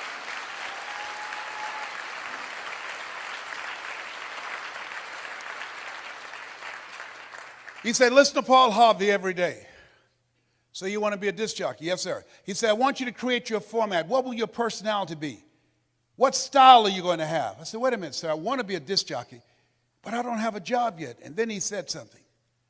He said, it's better to be prepared for an opportunity and not have one than to have an opportunity and not be prepared. He said, you got to expect to become successful. Let us say together, I expect to win. I expect to increase my recruitment. I expect to be a great presenter. I expect to become a millionaire. It's my time. It's possible. It's necessary. It's me. It's hard. It's worth it. Nietzsche said, if you know the why for living, you can endure almost anyhow. Your homework assignment is write down 5 reasons that will make it worth it for you. So when the tough times come, and they're going to come, when you feel like you can't see the light at the end of the tunnel, and that's a part of the process, your reasons will be your rod and staff to comfort you, to take you through the storms of life. He told me, you want to be a disc jockey, practice on your communication skills. Visualize yourself talking to thousands of people, Mr. Brown. See yourself on stage presenting. Be willing to invest in yourself. Warren Buffett was being interviewed by a financial analyst on CNN. He said, what's the most important investment a person can make today? Warren Buffett, a billionaire, has billions of dollars in the stock market, billions of dollars in real estate. He looked at the reporter and said, the most important investment you can make is in yourself. The reason you're here, the reason you invested your money, your time and energy in transportation and the room and all the costs in a so-called tough economy, because you have the mindset of a billionaire. You know, investing in yourself, you are your most treasured asset. Give yourselves a round of applause. Come on, bring your energy level up.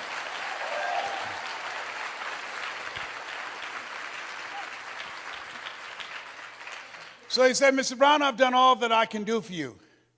You've got to go out and face the music. You go with the things I've taught you and make it happen. I went to WMBM radio station on Miami Beach. Milton Butterball Smith was the program director. Hello, Mr. Butterball. My name is Les Brown, sir. I'd like to be a disc jockey. He said, young man, you have any journalism in your background? No, sir, I don't. You have any experience in broadcasting?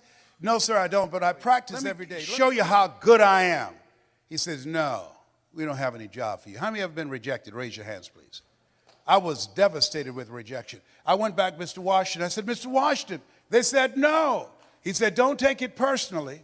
Most people are so negative, they have to say no 7 times before they say yes. He said, you got to be hungry. Go back again. I said, yes, sir. I went back again. Hello, Mr. Butterball. How are you, sir? My name is Les Brown, sir. I'd like to be a disc jockey. He said, I know what your name is. Weren't you here yesterday? Yes, sir.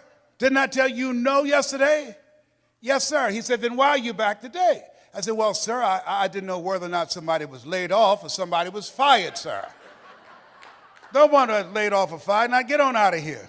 I came back the next day, talking loud, looking happy, like I was singing for the first time. I said, hello, Mr. Butterball. How are you? My name is Les Brown, sir. I'd like to be a disc jockey. He said, I know what your name is. Weren't you here the last 2 days? I said, yes, sir. Didn't I tell you no the last 2 days? I said, yes, sir. He said, then why are you back today? I said, sir, I didn't know whether or not someone got sick or someone died, sir. He said, no one got sick or died. No one was laid off or fired. Now don't you come back here again. I came back the next day, talking loud, looking happy, like I was singing for the first time. I said, hello, Mr. Butterball. How are you? He looked at me with rage. He said, go get me some coffee. I said, yes, sir.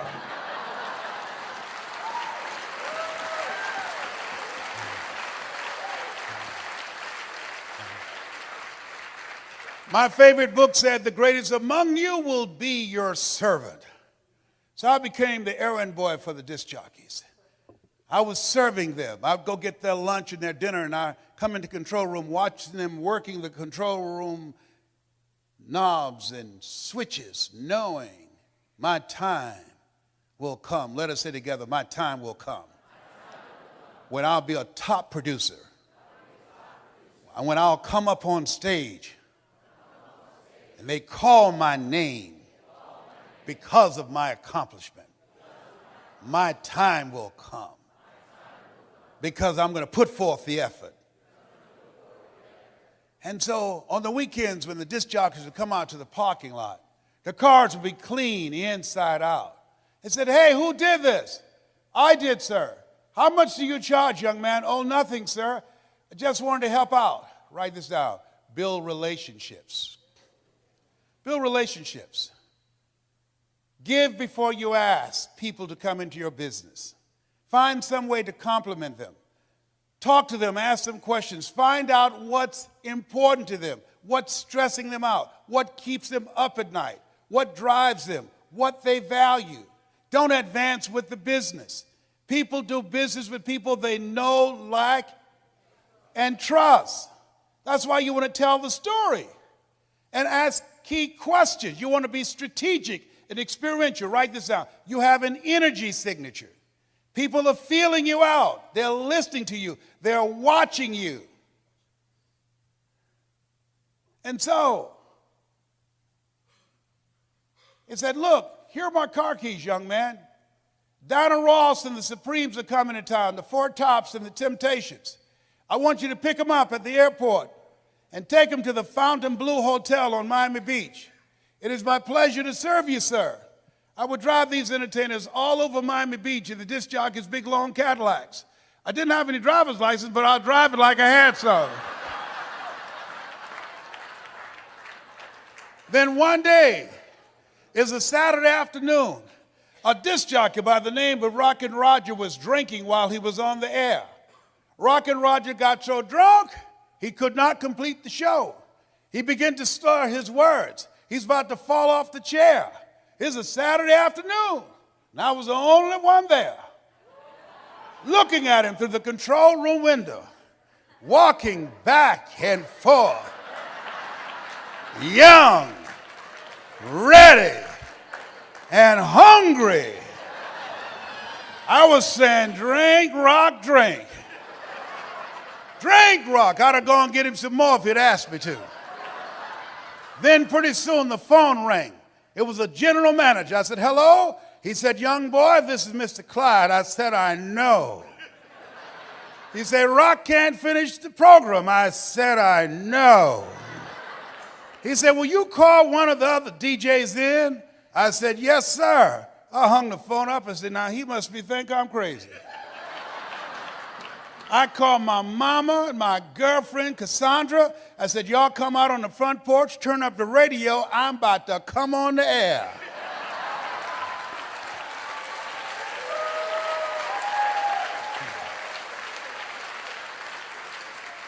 I waited for about 20 minutes and I called him back. I said, Mr. Klein, I can't find nobody. He said, young boy, you know how to work the controls? I said, yes, sir. He said, go in there and segue the records, but don't you say nothing here. I said, yes, sir. I couldn't wait to get old Rock out of the way. I put on a fast record. I said, look out, this is me, LB, Triple P. Les Brown, your platter playing papa. There were none before me, and there will be none after me. Therefore, that makes me the one and only. Young and single and love to mingle, certified, bona fide, duly qualified to bring you satisfaction and a whole lot of action. Look out, baby, I'm your love man. I was hungry. Give the old man a round of applause. I was hungry. I was hungry. I was hungry. You got to be hungry.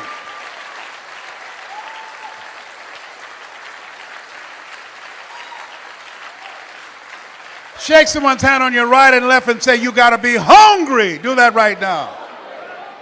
Shake somebody else's hand. Say, you got to be hungry.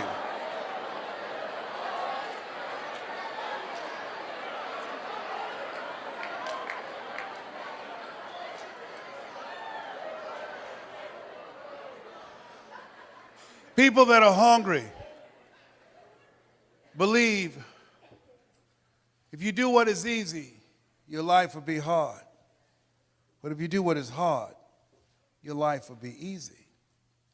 People that are hungry believe what Zig said when he said, if you give enough people what they want, they will give you what you want. People that are hungry believe always strive to get on top in life because it's the bottom that's overcrowded. People that are hungry are uncommon people. They are say yes to their dreams. They say yes to an opportunity where they can develop their entrepreneurial skills, where they can develop their mind and their leadership skills, where they can become versatile and flexible and create and build a business they can be proud of. People that are hungry, have a vision of themselves when they leave here, leaving a legacy and not liabilities. People that are hungry understand that most people die at age 25 and don't get buried till they're 65 because they're not willing to take a chance on themselves. People that are hungry are a rare breed. They're risk takers. I don't know what you want to do.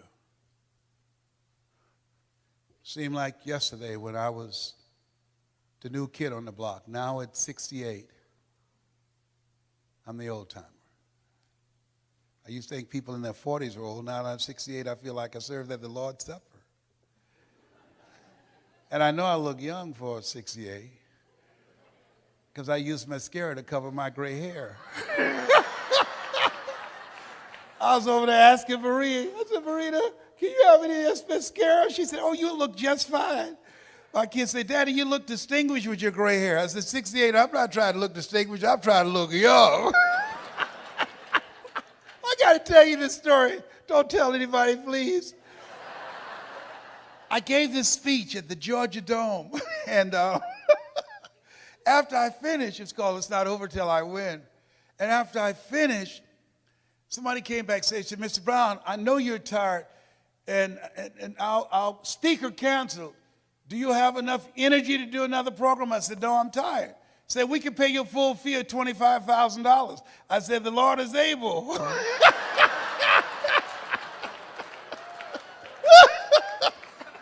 So they took me over to the Georgia World Congress Center. And it was an intimate setting. People were very close to the stage. So I looked in the room, and then I went in the restroom and got my little Mademoiselle mascara out to cover my gray, in my mustache and everything. So I came in the room. The lady wanted everybody to know that she knew me. So she said, there he is, Les Brown. I came up on the stage. She holds her cheek out for me to kiss it. I kissed her on the cheek and left this big black smudge on her face.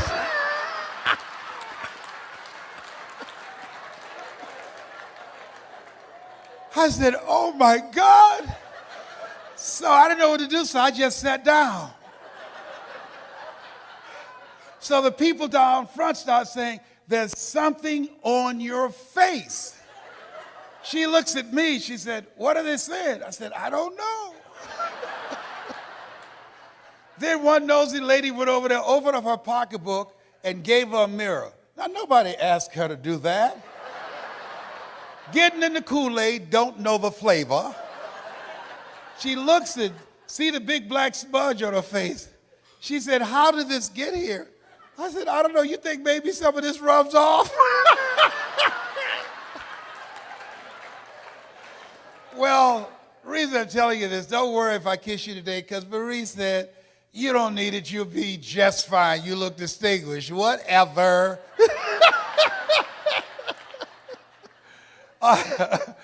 How many of you like to learn how to improve your presentation skills? Raise your hand. We're going to do a webinar that will walk you through a process and teach you how to tell your story so you can speak in your community on a volunteer basis and be able to make a difference. How many of you like to make a difference with your story? Raise your hands. Very good. We will show you how to do this. I've been doing this now for 40 years. I love and admire Eric Worre for who he is to me as a friend, but the passion that he has in giving you the tools that you need, not just the mindset, but the skill set of what it takes to build a strong multi-level marketing business. I can tell you, based upon my experience, and he's not paying me to be here. He's got a blue light special going on up in here. This is my friend that I love him. There are a few people who can call me, and I'll get on a flight and I only had 4 hours of sleep to come in to speak. I was very subdued and conservative today, but I love and admire him.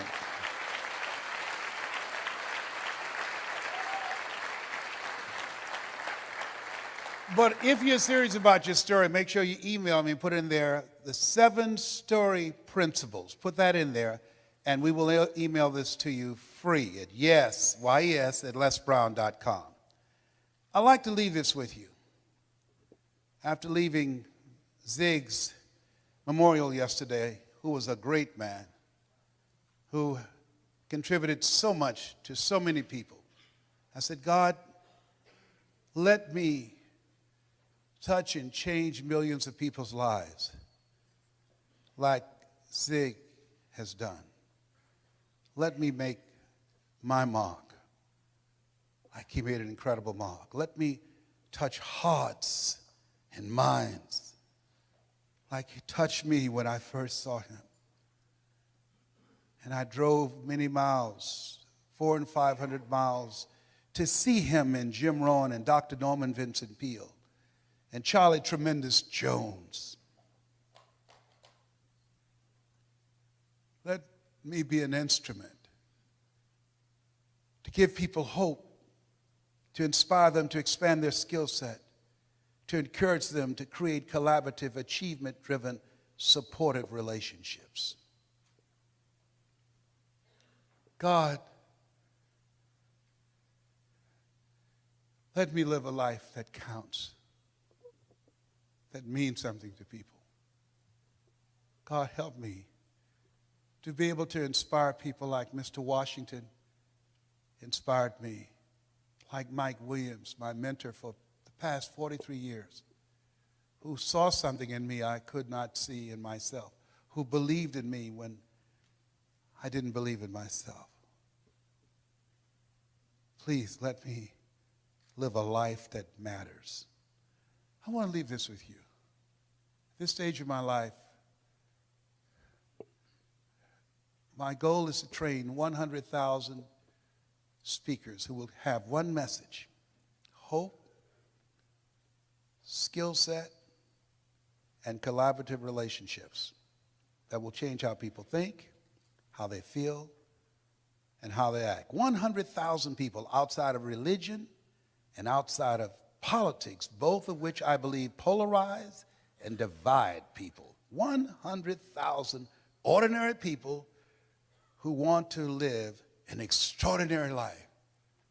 God, give me the stamina and the vision to use my gift that you have given me to work with people who are hungry to make their lives count.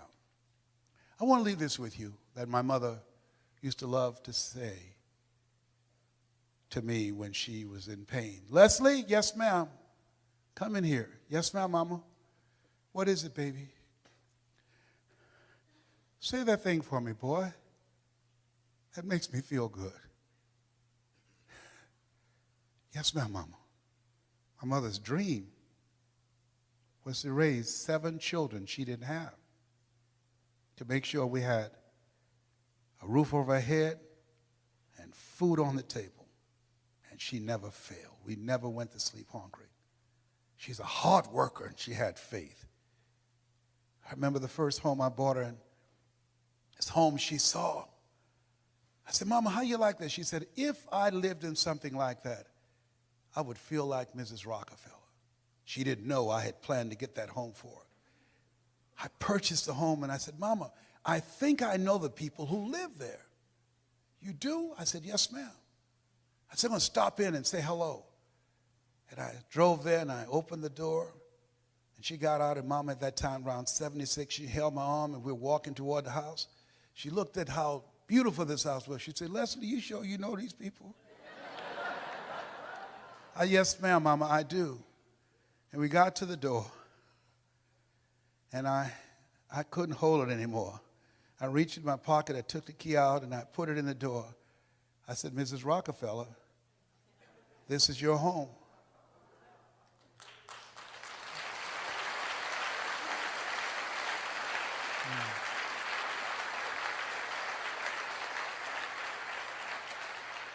She said, Leslie, what are you talking about? I said, Mama, I bought this for you.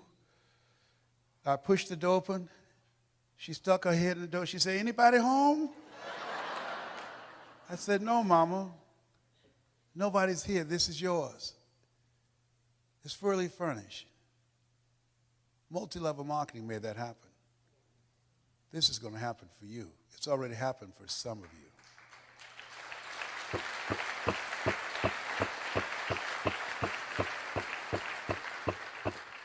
Mama has since passed. She was born on November the 6th, just like Zig. I remember her walking around the house looking and said, "Thank you, Jesus. Thank you, Jesus." And Wesley, you were such a problem kid. You were so crazy. I said, "I know, Mama, but I'm rich now."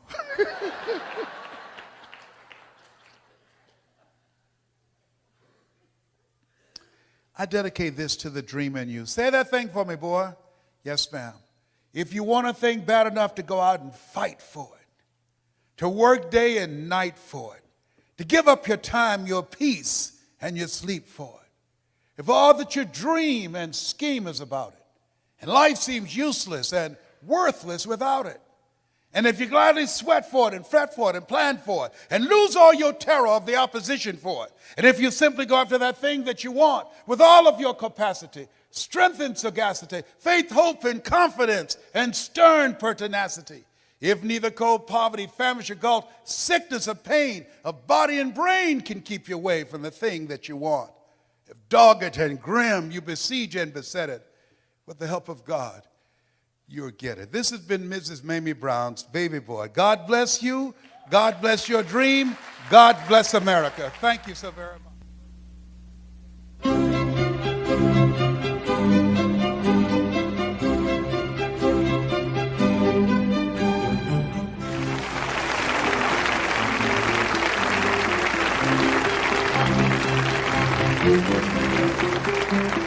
Whatever you give, it's going to come back. Now, it might not come back through that channel, but it's going to come back. Why? Because it is a law.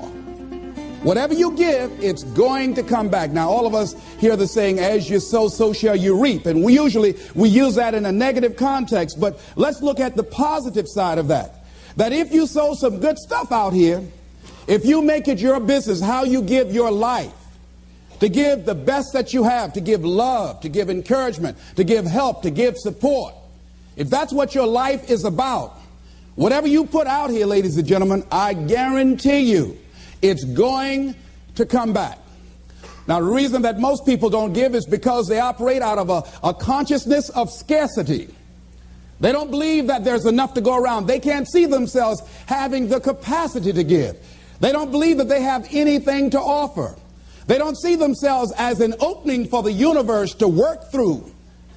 So if you begin to look at this new era that we're in, begin to see yourself as an opening for the universe to move through, to work through, to make a difference in life. See yourself being used by life to improve the quality of life, to expand and to grow. Most people have a very limited view of themselves and a very limited view of the universe, do not see their relationship to the universe, and cannot see how energy and things can flow through them. I love Gibran and the prophet. Then said a rich man, "Speak to us of giving." And he answered, "You give but little when you give of your possessions, but it's when you give of yourself that you truly give." Gibran goes on to say that those who give little of the much which they have, and they give it for recognition, and their hidden desire makes their gifts unwholesome. And we know people who give only to be recognized. I love that old saying, judge a man not by what he does, but by that he doesn't have to do. And to judge the true quality of a man is what do you do when nobody's looking. Gibran goes on to say something else important. He says, and there are those who have little and give it all. These are the believers in life and the bounty of life. See, most people don't give, ladies and gentlemen, because they don't believe in life. Most people don't give because they don't understand the abundance in life. And so they go through life holding back on life, not understanding this also, that what you hold back from life, life holds back from you. So most of us go through life, ladies and gentlemen, not giving, and we're cheating ourselves, and you're also cheating life. See, I believe that all of us have some work to do. I strongly believe that that each one of us showed up to do something, that each one of us showed up to contribute something to life, and that if we don't do it, it will not be done. See, no one is going to give Les Brown's speech. No one is going to write your book. See, if you've been given something to do, and if you don't do it, what you're doing is short-circuiting the flow of the universe. See, just imagine, if you please, we had a circle and people are standing around in this circle. And let's say we were given a bucket of love. And then I pass it to the person to the right, and they pass it to somebody else, and they pass it to somebody else, and they pass it to somebody else, and they pass it to somebody else, and it comes back to me. One of the great things about giving is that as you give, you're going to receive. What we want to do is keep the flow going, keep the flow going. If anybody gets the bucket of love and stops and holds it there, all of us suffer. They've short-circuited the flow. They've stopped what was going on, the energy that was going around. See, you are part of an equation, and you are needed. Part of why we should begin to look at how we give up our lives, that we've got to begin to see, what is it that I'm supposed to do? What is my life work? And then give ourselves to that. Because as we do that, ladies and gentlemen, I guarantee you, as you begin to take on this new era that we're in, if you decide that I'm going to begin to start living life generously, I'm going to start giving more of myself, I'm going to start putting out more, contributing more to life, here's what's going to happen, ladies and gentlemen. I guarantee you that life will take on a whole new meaning for you. I guarantee you that as you begin to give more of yourself in your work, give more of yourself in your marriage, give more of yourself in your relationships with your families and friends, give more of yourself to your talent, to your vocation, to your job or your business, as you begin to set high standards for giving that which you have been given to share in the universe, I guarantee you that life takes on a whole new dimension. That you'll be happier. You have a greater sense of happiness and fulfillment in life. Now, that doesn't mean you're not going to have some challenges. That doesn't mean that you're not going to have some problems that you'll be dealing with on a day-to-day basis. No, that doesn't mean any of that. No, that will not exempt you from that. But what it does mean that now you will begin to take off on some new paths to some newer horizons. That you'll begin to see life totally different than most people. I think that's what Henry David Thoreau meant when he said most men live in quiet desperation. That most of us go through life because we're not using that which we've been given, that we are punished, that we're going through life getting up in the morning with no reason to get up. See, once you find out your purpose in life, and once you decide that you're going to live a life of sharing and giving and contributing to life, you don't need an alarm clock to get up. That you move differently. You have more life in you. But most people are walking around dead. Most people are looking lifeless. Most people find it a hard effort to smile. Most people are abusing themselves with alcohol and drugs and evading their own greatness and holding back on themselves. For years, I was cheating myself. For years, I could have been doing exactly what I'm doing right now. But I was afraid. I didn't feel I was worthy, and I didn't want to recognize that which I had been given. I had a limited view of me, and I was literally running away from me. I mean, life sometimes chases me. I say, no, we want you to do something great. No, not me. Go get somebody else. No, you're not talking about me. No. You don't know what I've been doing. No. We want you. We can just groom you and train you and get you ready. Me, yeah. Are you sure? Me, yeah. No, not me. No, I'm just, I don't know. I don't want to do that, see. And then so I just get tired of chasing. Say, come over here. Come over here. You ain't got enough sense to come. Just come over and shut up and straighten up. They just whip you so hard after a while, you say, okay. Ladies and gentlemen, one of the reasons that we should begin to give more is because we owe a debt. Reading a book, John Powell. Well, I'm afraid to tell you who I am because you might not like me, and that's all I've got. A line in there I love to quote, we are made by those who love us and by those who refuse to love us. As I talk to you right now, you're looking at a lot of people up here, ladies and gentlemen. It's not just Les Brown standing here. A lot of people have contributed to make me who I am right now. None of us are here because of our own doing. All of us have had life to contribute to us. Many times complete strangers. So we all have cookie people in our lives. What do you mean by cookie people? Cookie people and chicken soup people, as I call them when I do my workshops. Cookie people are people like Miss Lillian. When my mother used to whip me, as a kid, and I was the bad twin, always getting in trouble. Miss Lillian would hear me screaming, and after Mama would get through, Miss Lillian would come over to the house and give me some cookies and milk. And my, and my mama said, "What you doing back there, Lillian?" "I'm just giving him some cookies, Mamie." And she said, "Here you are, Leslie. Even though you're a bad little boy, I brought you some cookies." So cookie people are people who, even when you are bad, even when you are not being who you really are, they look beyond your faults and see your needs. Even if you're a moody person and curse them out and dog about sometimes, these cookie people love you unconditionally. How many of you have ever had cookie people in your life? All right. So we all have had cookie people that the universe has put in our lives to contribute to us. The other people are the chicken soup people. Chicken soup people are people that you can call at 2 o'clock in the morning and say, "I got a flat tire, will you come help me?" Or "My battery is not running, would you come give me a jump?" Or "I need some help, would you come get me out of jail?" If you don't have some chicken soup people in your life, you better get some.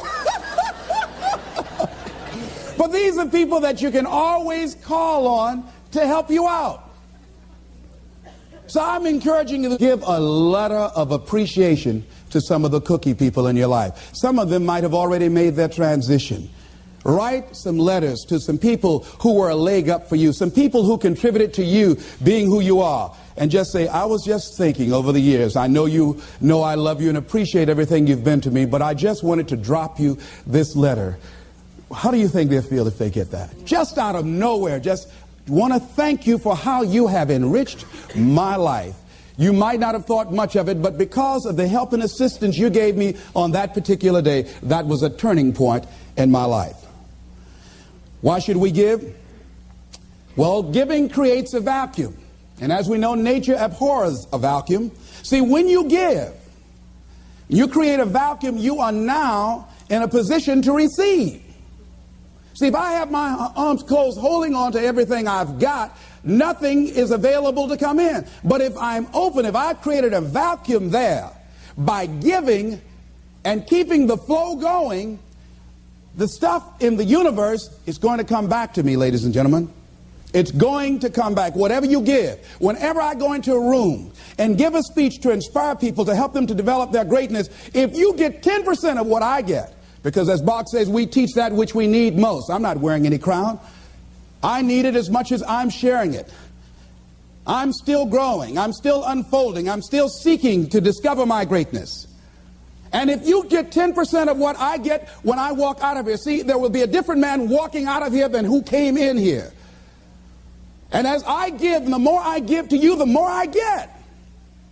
Most people don't understand that. That's a law of life. Do you know that we can literally eliminate poverty overnight? We can eliminate hunger and homelessness overnight if people understood the concept of what giving means and the power in it, about the difference that it can make in our lives. I guarantee, if you go to any rundown neighborhood and interview the people there, evaluate their lifestyles and what they're doing and what they're contributing to life, and then go in a wealthy neighborhood and talk to those people and evaluate them and check out what they're doing with their energy and their time and what they're contributing to life. Here's what you're going to discover, what Earl Nightingale said. He said, "Our success in life is directly related to the quantity and the quality of the service that we give." I guarantee you that you will find that people who have more, people that are living the abundant life, are the contributors to life, ladies and gentlemen. They are the people that are giving more. And the people who are operating out of scarcity and poverty consciousness, these are the people that are down and out. These are the people that are complaining. These are the people that are blaming the world and everybody for where they are. But if they took that same energy and begin to invest and give something back to life. I was in New Jersey, and I had to give a political presentation to a group there that were trying to organize a community to begin to revitalize that particular community. And a guy was telling me very proudly as we were walking through a housing project, he said, "The city is about to give $55 million to renovate these housing projects." I said, "What a waste." He said, "Why would you say that?" I said, "Let me ask you something. And the person that was standing next to him, I said, do you live in this building here? He said, yes. I said, how many families live here? He said, 6 families. I said, we walked in the door and we can smell the stench of urine. Does it take a genius to go down to the store and perhaps sacrifice buying 3 packs of cigarettes and buy some Tide or soap and water and come back here and wash this stench out of here? Does it take a genius to get a can of paint and paint over the graffiti and repair the mailbox? Does it take a genius for that? I say to you, you pour the money in these housing projects and you don't change the people that are living in the projects before you are completed, they'll be right back to where they were before.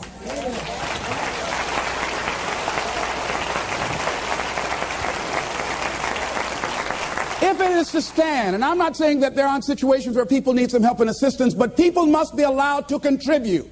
I say they should pay for the paint. I say they should pay for the mailboxes to be repaired and the windows to be broken. And I guarantee you, if the children go outside throwing a ball, they say, don't you hit that window, you fool. You know how much I paid for that window? Makes a difference. People need to be given the opportunity to contribute and invest in life. And then life is appreciated. But if we just give, and you don't want to just give, you want to give to people who are out there struggling and making it and trying to make impact on the universe. I'd rather give to a man who's already doing it than somebody over here doing nothing and try and go over there. Man, why don't you get up and do something? Hey, listen, if you have to go over there and get them up, you have to do that for the rest of your life. So do it with those who are doing it. So you want to keep the flow going by working with people who are contributors to life. Leave the dead people alone that are taking away from life. There's a scripture, when I heard it, I couldn't understand it. I say, how cold? He that hath shall get, and he that hath not, even that he has shall be taken away. I said, now that's not fair. Ladies and gentlemen, that is fair. He that hath what becomes the key? He that hath a generous view of life. He that has courage. He that hath initiative. He that hath resourcefulness shall get. But if you're like the guy that I was in a hotel and asked him, I said, look here, I said, he was a bellman. I said, I need to get my shoes shined. Oh, I don't shine shoes. Oh, how long have you been working here? Oh, about 3 months. What were you doing before then? Oh, I just got out of the joint. Yeah? You don't shine shoes. That's beneath you, but it was okay to steal. That's not beneath you, huh? See, another guy, was ex-offender, I was telling him I had a job for him. What kind is it? What do you care?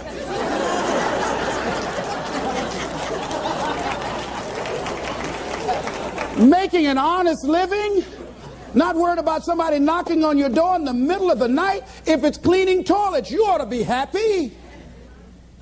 See, he's a taker, ladies and gentlemen. He thinks that somebody's just going to come give him something out here in life. It doesn't happen that way. No, it doesn't happen that way. Here's something else you're going to discover in giving. Something that's very important. Give thanks. Giving thanks creates power. Give thanks for your house. Give thanks for your apartment, for your car, for your family, for your health, for your relationships, for what you have. When we focus on something, it expands. When you're giving thanks, when you're showing a spirit of gratitude for what I got, not that you're satisfied with it, but you're grateful for what you got. Whatever you focus on, that's what you're going to continue to multiply and expand in your life. But if you focus on what you don't have, if all you can do is point out the negative things in your life, whatever you focus on, you're going to expand that. Some people, all they can do is complain. That's all they can do. They can't find anything to say good about life and about anybody else. Every time they open their mouths, that's what their minds are consumed with, and that's all they're producing in their lives.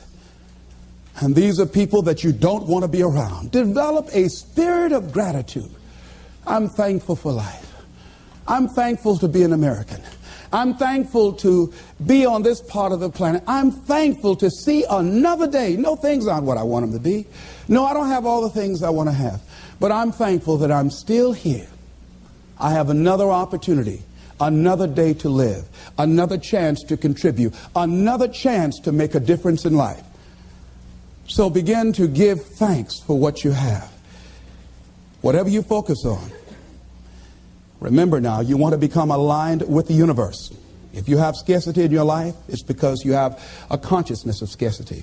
As you begin to become thankful for what you have, for the abundance that you now know is coming your way, that you're attracting to you, for the good relationship that is coming your way right now, it will begin to create incredible opportunities for you to begin to improve your life and the quality of life of people around you.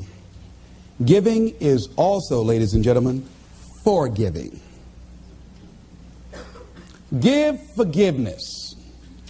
Many of us do not realize that we cannot grow, that we are blocking ourselves, we are blocking our good in the universe.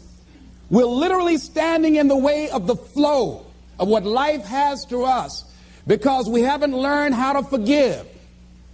We haven't learned how to let things go so we can get on with our lives. When we forgive, ladies and gentlemen, it's not for the other person. Oh, no. It's for you. It's not for them, not because they deserved it or they earned it. You're forgiving other people. First of all, you've got to forgive yourself. But when you forgive other people, it is mentally and spiritually healthy to forgive. To let that luggage go, as Paul said, forgetting those things which are behind, reaching forth unto those things which are before. Oh, we hear it, but it's hard to do. It's hard. What you have is enough. Whatever you have to give. And the more you give, the more you realize you have to give. And we all have to. There are people who made the supreme sacrifice for us to enjoy freedoms that we take for granted. Oh, none of us can feel that we have nothing to give back. Next thing is, giving empowers you. It makes you more powerful. See, the more you give to life, the more you're able to get from life. See, most of us go through life, ladies and gentlemen, feeling that we don't have enough to share, feeling that we will be depleted if we give of our resources because we don't see ourselves connected to the abundance of life. I feel very strongly that we can make an incredible difference in life. Phyllis Marx said, giving empowers you because taken to its ultimate, what you are really giving is love. Love is the motivating force behind the infinite supply of universal energy. Love truly makes the world go round. And as with anything circular, it's going, keep coming back. Phyllis is right. So as she continues to give love and hope to these people, she receives love and hope for herself and helping to begin to restructure and redesign the kind of life that she wants. We all have had experiences in our lives that if we permit these experiences to do so, we will allow them to weigh us down. If we permit them to do so, they will be luggage that will be dragging through life, holding us down, stifling our potential to give and to contribute in life. If we continue to carry all of these things, we can never be open to the love and the abundance and the opportunity that life has to offer us because we are so full with what we've got. I'm thinking about an exhibition that was held in Africa where they were trying to catch some monkeys that were a very rare species. And because they were so fast, so agile, and very fragile, they did not want to harm them. And catching them, they did not want to hurt them physically. So what they did in order to catch them, they found that these monkeys were very fond of a certain kind of nut that grew in that particular area of Africa. And what they did was that they put these nuts inside of bottles and put a rope on the bottle and held the rope from a distance. And so the monkeys would come and, being curious, see the nuts inside the bottle, would reach in and pick the nuts up. Now, what happened was that they couldn't pull their hands out with the nuts still in the bottle. And so then the exhibitioners, the hunters, would come while the monkeys are there just jumping around. All they have to do now is let the nuts go. That's all they got to do is just let, they just dancing all around. All they have to do is let it go and they can be free and run. They hold it on to the nuts and the people come and catch them. And a lot of us, that life is kicking our butt. And all we have to do, all we have to do is let it go.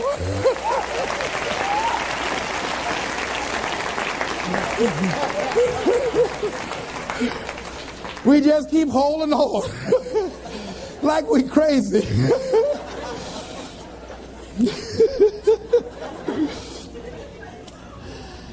Ladies and gentlemen, giving creates energy in ourselves and in others. Have you ever helped a blind person go across the street? Or help a senior citizen? Or give somebody some help? Held the door for somebody, an elevator? I mean, don't you have a good feeling inside like, I done good? How many of you get a good feeling inside when you do something good for somebody? See, we're really giving to ourselves. See, that's really the law. When you are giving to yourself. That's who you're giving to. So you want to give yourself some good gifts. There's a principle underlying the concept of giving. The energy flowing through us as we do, that love generates abundance in our lives, and we are able to reap so much from life as a result of our giving. How are you giving up your life? Do you know, to the degree that you are giving, to that degree determines how much you enjoy life, how meaningful your life is. There are things, ladies and gentlemen, I used to do I can't do now. That is unbecoming for the role that I have selected with where I am in my life and what I want to contribute to life. It is inconsistent. I can't do it. Even if I desire to do it, I can't do it. No, because it doesn't fit, because of my vision of myself and the contribution that I want to make to life. Because it's not enough to give the message, you must also be the message.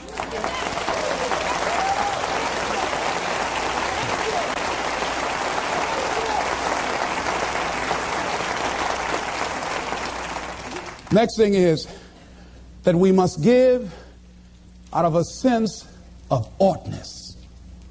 Immanuel Kant, in a book called Critique of Pure Reasoning, he says sometimes we must give out of a sense of oughtness, that there's certain things that happen that we just say something ought to be done about this. A policeman in Washington, D.C. was working one of his patrol areas, and he came up to a car in a park. And the car was running, and he saw a figure slumped over the steering wheel. He got there looking in with a flashlight, and he saw a 14-year-old boy with a bullet through the back of his head. And he said, oh no, he has a son himself. That could have been his son. And he said, something ought to be done. We're losing too many young people. And so this man went home. He had like several $1,000s worth of exercise equipment in his basement. He rented a place. He started bringing the kids in to get them involved in taking care of their bodies and physical exercise and athletic activity. He now has expanded that to getting them involved in entrepreneurial ventures, saying that this is a free enterprise system, and the more enterprising you are, the freer you are. And now these kids have started their own business. They have a little shopping center that they run, they operate, they are managing. And they have commercials on radio, and I'm going to be going there doing some training with them.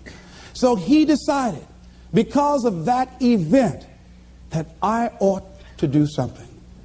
Now, some of the things that's going to happen when you look out and see what can I contribute to, what can I give, I guarantee you, ladies and gentlemen, you're going to have a voice that's saying, it's just no use. It's out of control now. There will be a voice telling you that you'll be wasting your time and wasting your energy and wasting your effort. I say, don't listen to it. Listen to that still small voice that says, I can do something, and I ought to do it. We ought to do it. Disraeli said this: nothing can resist the will of a people that will stake even their existence on the extent of their purpose for good.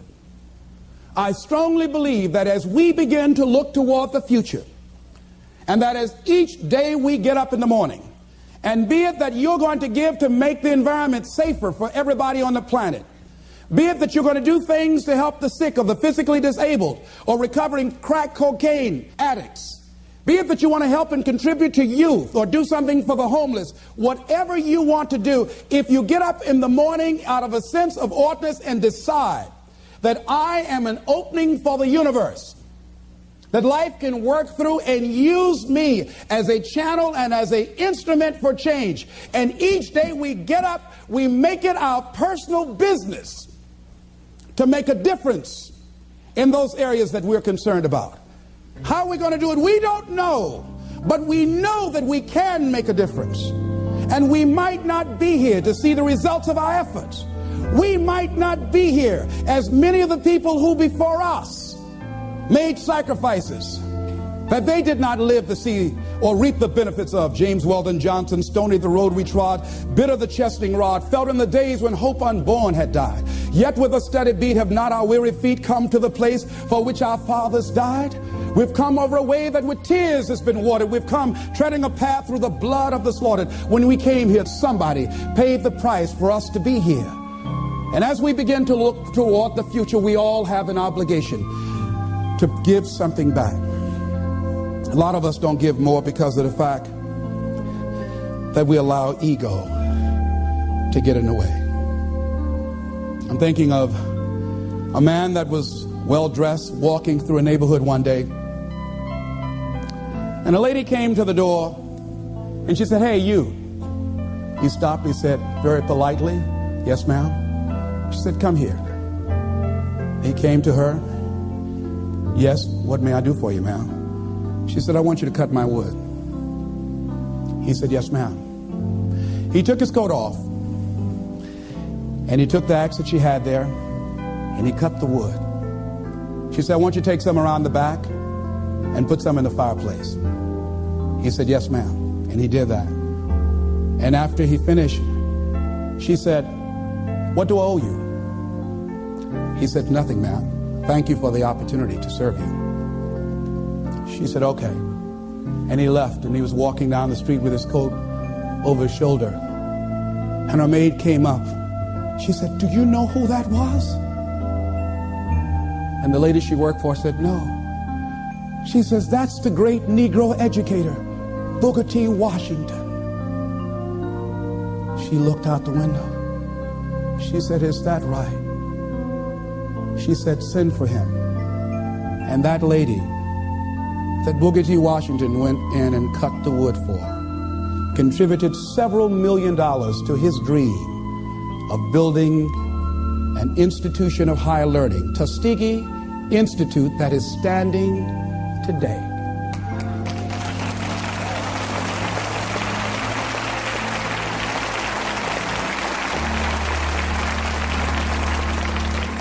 What if he had said, excuse me, you said do what? Cut your wood. Don't even come up in here with that kind of stuff. You better cut your own wood if you wanted to get it cut. You cold.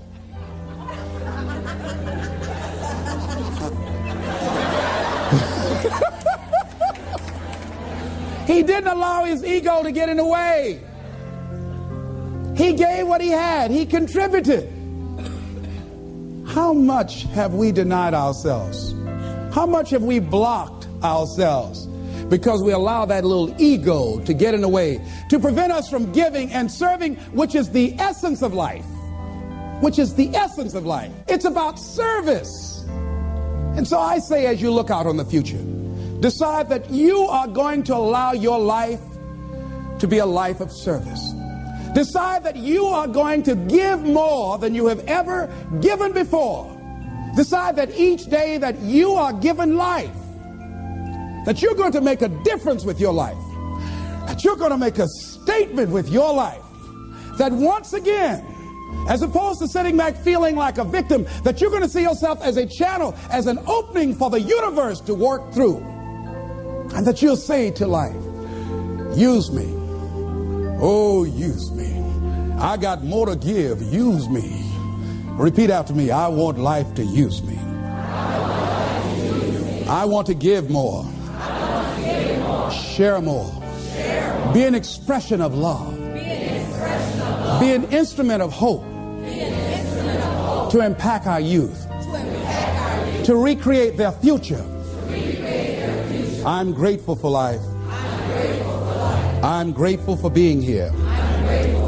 I'm grateful to be able to serve. This is Mrs. Mamie Brown's baby boy, Leslie Calvin Brown, saying, it's been a plum-pleasing pleasure as well as a privilege. Thank y'all here. Thank you.